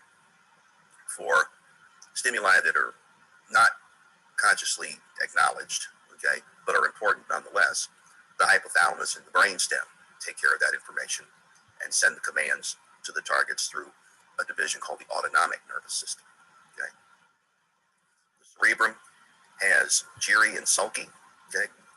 The gyri are the ridges in the cerebrum, and the sulci are the shallow indentations, and then the fissures are the deep indentations. Okay. There are several fissures that are important. There is a longitudinal fissure that divides the brain into two hemispheres. There is a central sulcus that divides the frontal from the parietal lobe. Okay. And then there is a lateral sulcus that divides the temporal lobe from the parietal and the frontal. And then there is a transverse fissure that divides the cerebrum from the occipital and the temporal lobe. Okay. And again, the reason for all these convolutions and ridges is to increase the surface area of the brain. Right. So there's the different lobes. Okay. The transverse fissure would be here. There's the lateral sulcus, the central sulcus, right? And then the longitudinal fissure is only visible from the top, and it would run right across here. Right? Different lobes of the cerebrum do different jobs. Okay. The frontal lobe is where our will, our reasoning, our planning, and our ability to produce the motor commands to skeletal muscle are housed. Okay. Our intellect is in here. Our better self is in here. Our super ego is in here. Okay. If you've ever taken a psychology course, okay, our judgment is in here. The parietal lobe is an area of the brain where we take stimuli that come from the surface of the body and our muscles and our joints, and we apply meaning to it, Okay, and then we integrate it with information from the other lobes, like the temporal, the occipital, the insula, and so on. We get an idea of what's happening to us, and we send that information to the frontal lobe, where we determine what we want to do about it. Okay, the occipital lobe is for the processing of visual information, and the temporal lobe is responsible for our ability to hear, some of our ability to maintain our balance, along with the parietal lobe, our ability to smell. Okay, and the insula, which is a fifth lobe, kind of buried under this crevice, under the lateral sulcus, is responsible for our sense of taste and our visceral sensation, which is coming from our internal organs. Okay, so there's the frontal lobe, right? What it does and why it does it. Okay, now you might wonder, how do we know all this stuff? Well, most of the information that we know about the frontal lobe comes from brain damage and animal models. Okay, so we kind of have to take that information with a grain of salt, because the brain and the brainstem and the spinal cord are one of the few organs in the body that we can't take out, work on, and put back and see what happens. Okay, they're sort of locked in position, and we can't do anything with them. So when you damage a piece of the system and then you lose certain functions, it may or may not be an oversimplification to say that those functions were in the damaged area. Okay, it might be that those functions simply passed through the damaged area. So a lot of this, again, there's a little bit of gray area and guesswork involved in it. Some of it we know for sure. Some of it is a little fuzzy. Okay, so in case you were wondering about that, motor activity takes place in the frontal lobe. The motor association area is right behind the very tip of the frontal lobe, and that's where we form motor action plans. And then the motor cortex is in the precentral gyrus, right in front of the central sulcus, and that's where we send the motor action plans before they're going to head down to the cerebellum and the spinal cord. Okay, the motor speech area is usually on the left side of the frontal lobe, and it's called Broca's area. Okay, and then the frontal eye fields are also located there. Okay, so you can see again the different areas of the cerebrum and what they do. Okay, there's Broca's, there's your frontal eye field, right? There's your pre and post central gyrus, right? This is the somatosensory association area. This is the somatosensory cortex. Okay, our taste area is again going to be in the insula. There's a little bit of it in the parietal lobe as well. Okay, here's your visual and your visual association. Here's your auditory and auditory association. Your olfactory area. Okay, in the frontal lobe, in the precentral gyrus, we have regions of the precentral gyrus that are dedicated to the movement of different body parts. And the body parts are not proportional to our body proportions, because certain parts of our body need more motor control than other parts. And so the face, the hands, the lips, the tongue are overrepresented, and the rest of the body is underrepresented. And so that forms something called the motor homunculus, right, which is in the lower right here, representing the body proportions for motor control. And you can compare that to our normal body proportions and see where the greatest degree of motor control exists. Okay, that shouldn't surprise you that we've got a lot in our hands and in our lips and in our face, because we do a lot of complex movements with those parts of our body. Okay, the other reason, of course, there's so much brain area dedicated to that is that there's more neurons bringing information in from those regions, and so you need more brain surface area to deal with it. Okay, how do we know this? Well, we know this through direct experimentation, by stimulating those parts of the brain and seeing actual motor responses. So this is one of the few aspects of the brain that we're pretty solid on.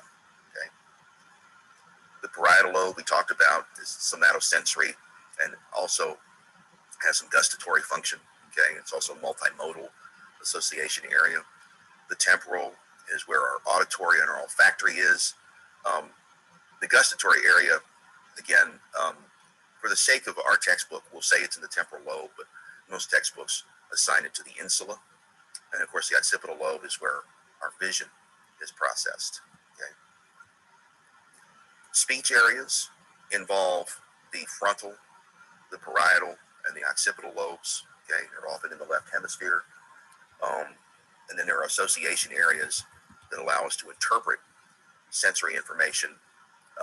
Examples include visual, auditory, and somatosensory association areas. Okay, in most individuals, okay, the skill sets are on different sides of the brain, okay, different sides of the cerebrum. The left brain and the right brain deal with slightly different things. The right brain deals with spatial localization, artistic musical ability, and so on. The left side of the brain is primarily for logic, reasoning, um, and computation. Okay, but that's not in everybody. All right, that's just in most people. The other important point about the way that the cerebrum is set up is that the left side of the cerebrum controls the right side of the body and vice versa. And the same is true for sensory information. Sensory information from the right side of the body goes to the left hemisphere and vice versa. And the reasons for that are not entirely clear. Okay, it just is the way we're set up. That said, the brain does have communication between the two hemispheres through tracts of white matter, the corpus callosum, and the fornix are examples of that. Okay, so as soon as something happens in one hemisphere, information about that is relayed to the other hemisphere, and that allows us to perform coordinated movement and integrate stuff that's going on in the brain. If we damage those connections, then the two halves of the brain can start to operate independently of each other, and you'll get two sides of the body operating as if they don't know each other. Okay, that's an example of a condition called phantom hand, where you'll have your right hand doing something that your left hand doesn't realize, and it may completely oppose what the other hand is doing. In some cases, when that happens, people stop acknowledging one side of their body as belonging to them, and they treat it like a shadow or a reflection. Okay? And that seems odd to us because we have an integrated brain, but this is what happens when the damage occurs. Okay? There's two parts of the diencephalon, the thalamus, and then the other structures, which are the hypothalamus, the epithalamus, the subthalamus. The thalamus is a sensory pathway for the information coming from the lower brain and the spinal cord to the sensory areas of the cerebrum, and it's critically important regarding pain sensation as well. The hypothalamus sits above the pituitary gland and below the thalamus and controls the endocrine system, and it's also the governor of the autonomic nervous system. Okay, so this is, in the hypothalamus, sort of almost a second brain. Okay, this is the brain that works on keeping our homeostasis operating. Okay, our blood pressure, our heart rate, and so on. Okay, the epithalamus lies above the thalamus, and the subthalamus lies just behind and below the thalamus. Okay, and sort of above the hypothalamus. The brain stem has three major parts. The midbrain connects the diencephalon to the brainstem. The pons is below the midbrain, and the medulla oblongata is below the pons. Okay. The midbrain has clusters of gray matter that serve as reflex centers for vision and hearing. Okay, and these are called the colliculi. The superior colliculi deal with visual reflexes, and the inferior colliculi deal with auditory reflexes, and they are on the back of the midbrain. The pons is critical for regulating breathing rate, and it's also a connection between the cerebrum, the brainstem, the cerebellum, and the medulla oblongata. So there's a lot of white matter in the pons. Okay, and the medulla oblongata, which is the lowest part of the brainstem, contains nuclei that control heart rate, blood pressure, respiration, vomiting. Okay, and it also has a critical role in interacting with the thalamus and even the pons in the midbrain to control sleep and wakefulness. Okay, a column of gray matter called the reticular activating system runs through the back of the brainstem from the medulla oblongata all the way up to the midbrain, and it works with the thalamus to control when we wake up and go to sleep. Okay, so the way this works is that as light levels go down, the eyes pick that up, and they communicate via the hypothalamus to a gland called the pineal gland, which is on the back of the brainstem. And the pineal gland produces a hormone called melatonin, which levels go up when it gets dark, and that helps the reticular activating system to tell the thalamus to close the gates of perception to the cerebral cortex, and we become less aware of what's going on around us and we fall asleep. Okay, and then when light levels come up, melatonin levels drop, and then the reticular activating system can tell the thalamus to allow stimuli to get to our cerebral cortex, and we wake up. Okay, so that's an important other function. Okay, it's also involved in pain transmission. Right, it helps to reduce the perception of pain through neurotransmitters that are called enkephalins and endorphins. Okay, the medulla is also where motor commands cross from left to right and right to left, okay, as they head down the spinal cord, and where sensory information crosses on the back of the medulla as it's heading up to the brain, and to the thalamus and into the brain. Okay. The cerebellum is connected to the brainstem by 3 peduncles, which are connections that allow the cerebellum to receive, integrate, and deliver information to different parts of the brain and the spinal cord. The primary responsibility of the cerebellum is coordinating muscle activity to produce coordinated muscle responses after integrating incoming information from your eyes, your balance apparatus, your muscles in the joints. Okay. Essentially what it does is it compares the motor action plan that's received by the precentral gyrus to what you're actually doing. And if the two don't match up, it fixes that plan and sends it back to the frontal lobe. And then we repeat the process of sending it down to the brainstem and the spinal cord. Okay, and that way we move in a smooth and coordinated fashion. If the cerebellum is damaged, you end up with a condition called cerebellar ataxia, where it's very difficult for you to initiate and stop voluntary movement, and there's a lot of unintended movement in your actions. Okay, it's also an important reflex center. The limbic system is our emotional brain. It's a wishbone-shaped group of structures formed by parts of the cerebrum and the diencephalon. So it includes the cingulate and dentate gyrus, the hippocampus, the olfactory bulb and tract, and the amygdala. Okay, and what it does is it attaches emotional content to our experience. So, for instance, if you smell perfume and you have a functioning limbic system, then you would say that smells nice. Okay, and the nice is a judgment call. Whereas if you didn't have a functioning limbic system, you would smell the perfume and you would say that smells like perfume. A condition in which the limbic system does not work properly is autism.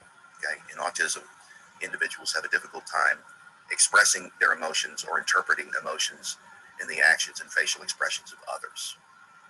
The reticular formation is responsible for maintaining consciousness and activating the sleep-wake cycle. It also has our gaze center in it. This is what's working with the thalamus to allow us to have consciousness or to fall asleep. And again, the melatonin levels are a big part of that as well, which means the hypothalamus and the eyes have a role in this. Okay.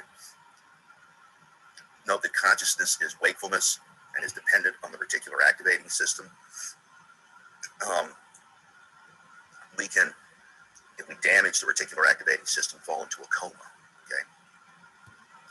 And then there are memory areas in the limbic system. The hippocampus, for instance, is like the body's DVR. And what it does is it stores information that you've gathered during the day, and then as you're sleeping, it plays it back into appropriate areas of the brain that store memory. Those would be the association areas. And that's one of the reasons why our dreams often are composed of disconnected events that we experienced that day. All right? You can think of that as seeing the information going from the hippocampus to the appropriate area of the brain. Okay? So that's one of the reasons a lot of times why a lot of our dreams don't make sense to us. Okay? Sleep is a restorative mechanism. It's thought that it helps to regenerate neurotransmitter levels in the brain. The different stages of sleep include non-rapid eye movement sleep and rapid eye movement sleep. Okay? The 4 stages of non-rapid eye movement sleep progress from light to deep. REM sleep is characterized by changing blood pressure, changing respiratory rates, rhythm, and pulse rates. The obvious characteristic is the rapid eye movement, and you can think of that as you looking around in your dreams. Okay, it's also the most restorative part of sleep. So the quicker you get to REM sleep, the more rested you're going to feel. This is one of the reasons why, if you're a predator, okay, like a dog or a cat, you can fall asleep and go into REM sleep at the drop of a hat, and that will be restorative enough for you to be able to immediately wake up when you hear something or feel something and respond as if it were a threat or as if it were something that you want to attack, kill, and eat. Okay? Memory areas in the brain are located in different physical locations. Immediate memory leads to short-term and then long-term memory. Recollection of thoughts and images are going to progress through these different regions of the brain. When they get to long-term memory, what will happen is that you'll be able to draw on them in the future, okay, in order to apply meaning to the stimuli that you experience. Okay?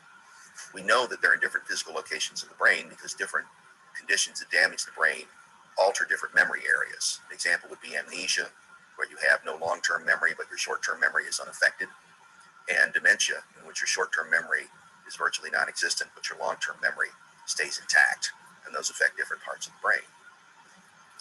There are layers of protection for the central nervous system that provide the ability to avoid damage via trauma. We have bone, of course, surrounding the entire central nervous system.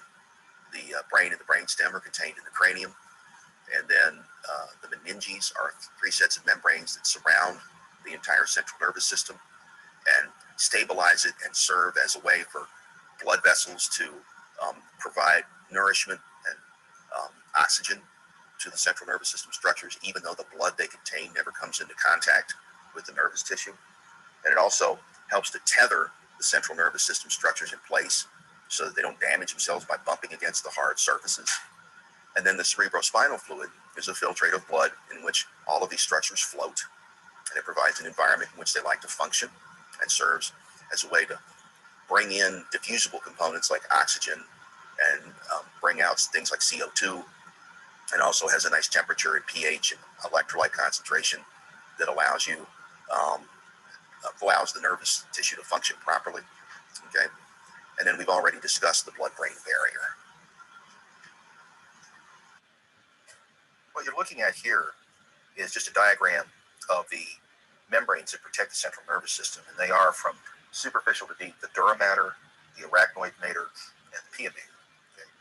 In the brain, the dura mater is a double-layered fibrous membrane that surrounds the outer covering of the brain and the brainstem, and has between the hemispheres a blood-filled space called the dural venous sinus, and it attaches to the floor of the cranium to the ethmoid bone to a ridge called the crista galli.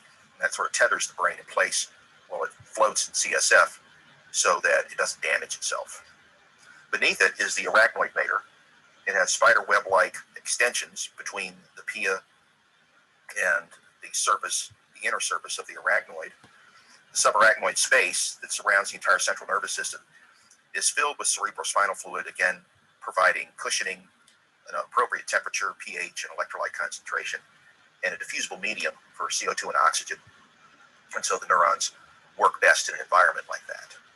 And remember that it also keeps the central nervous system tissue isolated from the blood supply.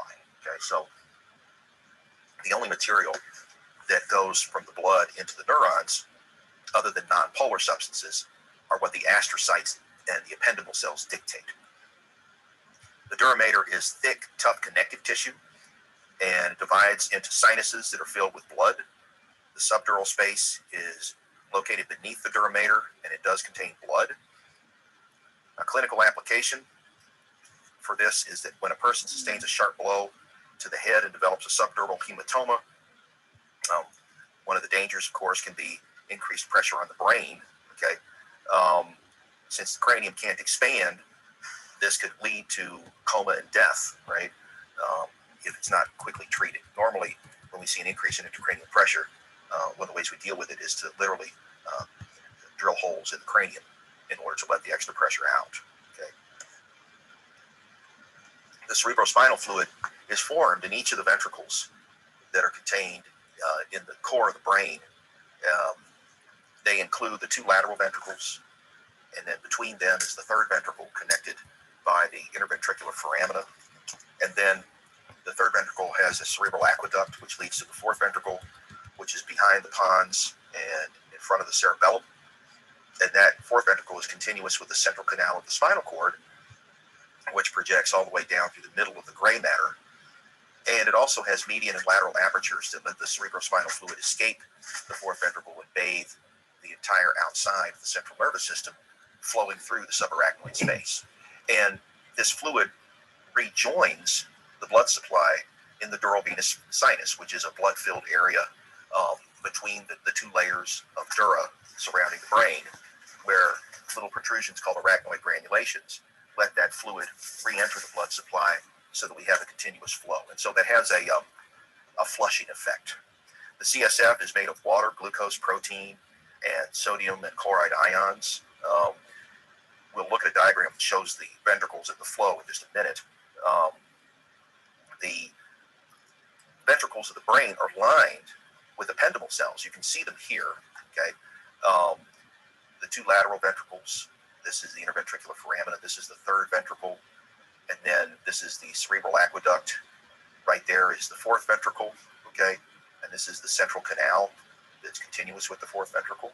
Okay, basically, we create CSF in each of these chambers at structures that are called choroid plexuses. Okay, and then they flow from lateral to 3rd, from 3rd to aqueduct, from aqueduct to 4th, from 4th to central canal, and then out the median and lateral apertures to bathe the entire central nervous system. Okay, and you can see the flow here. All right, see how the CSF is secreted by the choroid plexus at 1, flows through the interventricular foramina into the 3rd ventricle at 2. Okay, choroid plexus in the 3rd ventricle adds more cerebrospinal fluid at 3, flows down the aqueduct to the 4th ventricle at 4, and the 4th ventricle adds more CSF, and then it flows out those apertures and bathes the outside of the central nervous system in the subarachnoid space. And then the arachnoid villi, which are shown up there by 8, return the cerebrospinal fluid to the blood supply. Okay, so it's a constant flow. If that flow is impeded, then the cranial pressure builds up, and that could be an immediate medical emergency. Okay, in newborns, since the flat bones of the skull have yet to fuse, what happens is the cranial vault expands, so it looks a little bit like a light bulb, and that's a condition called water on the brain.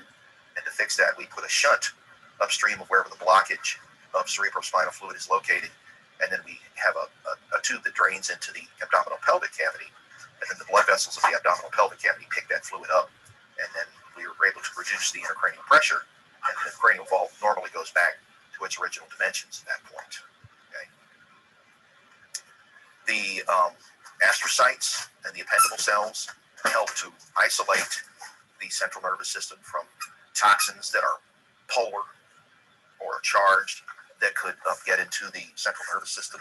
And so that helps to ensure that the brain, since it has minimal immune function, ends up safe. Okay.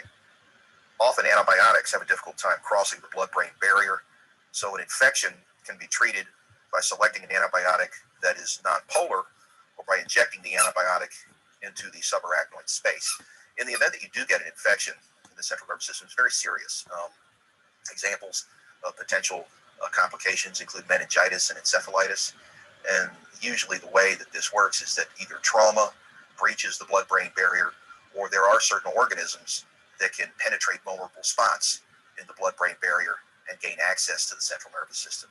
And in order to diagnose, we often perform a spinal tap, where a relatively large gauge needle is inserted into the subarachnoid space, and we withdraw some of the cerebrospinal fluid that surrounds the spinal cord, and we determine whether or not there are pathogens in there through microscopic examination. And if there are, then we have to take immediate measures. Okay. Please let me know if you have any questions. can respond by email within a day, and I will join everybody in the next podcast. I thank you for listening. Okay, y'all. Okay, welcome everybody. This is chapter 10 on the. That's all I have for today. I've got your attendance. I will let you know any updates regarding due dates on assignments and accessibility to the website that contains your A&P module. Okay, that you still have to take. Other than that, I'm good to bump out. Does anybody have any questions before we go? No questions. Okay. All right. This podcast will be up this afternoon for review, and I will continue review on Wednesday with the remaining material we didn't cover today. Okay, so it'll be another Q&A session similar to what we did today. Okay. Thank you.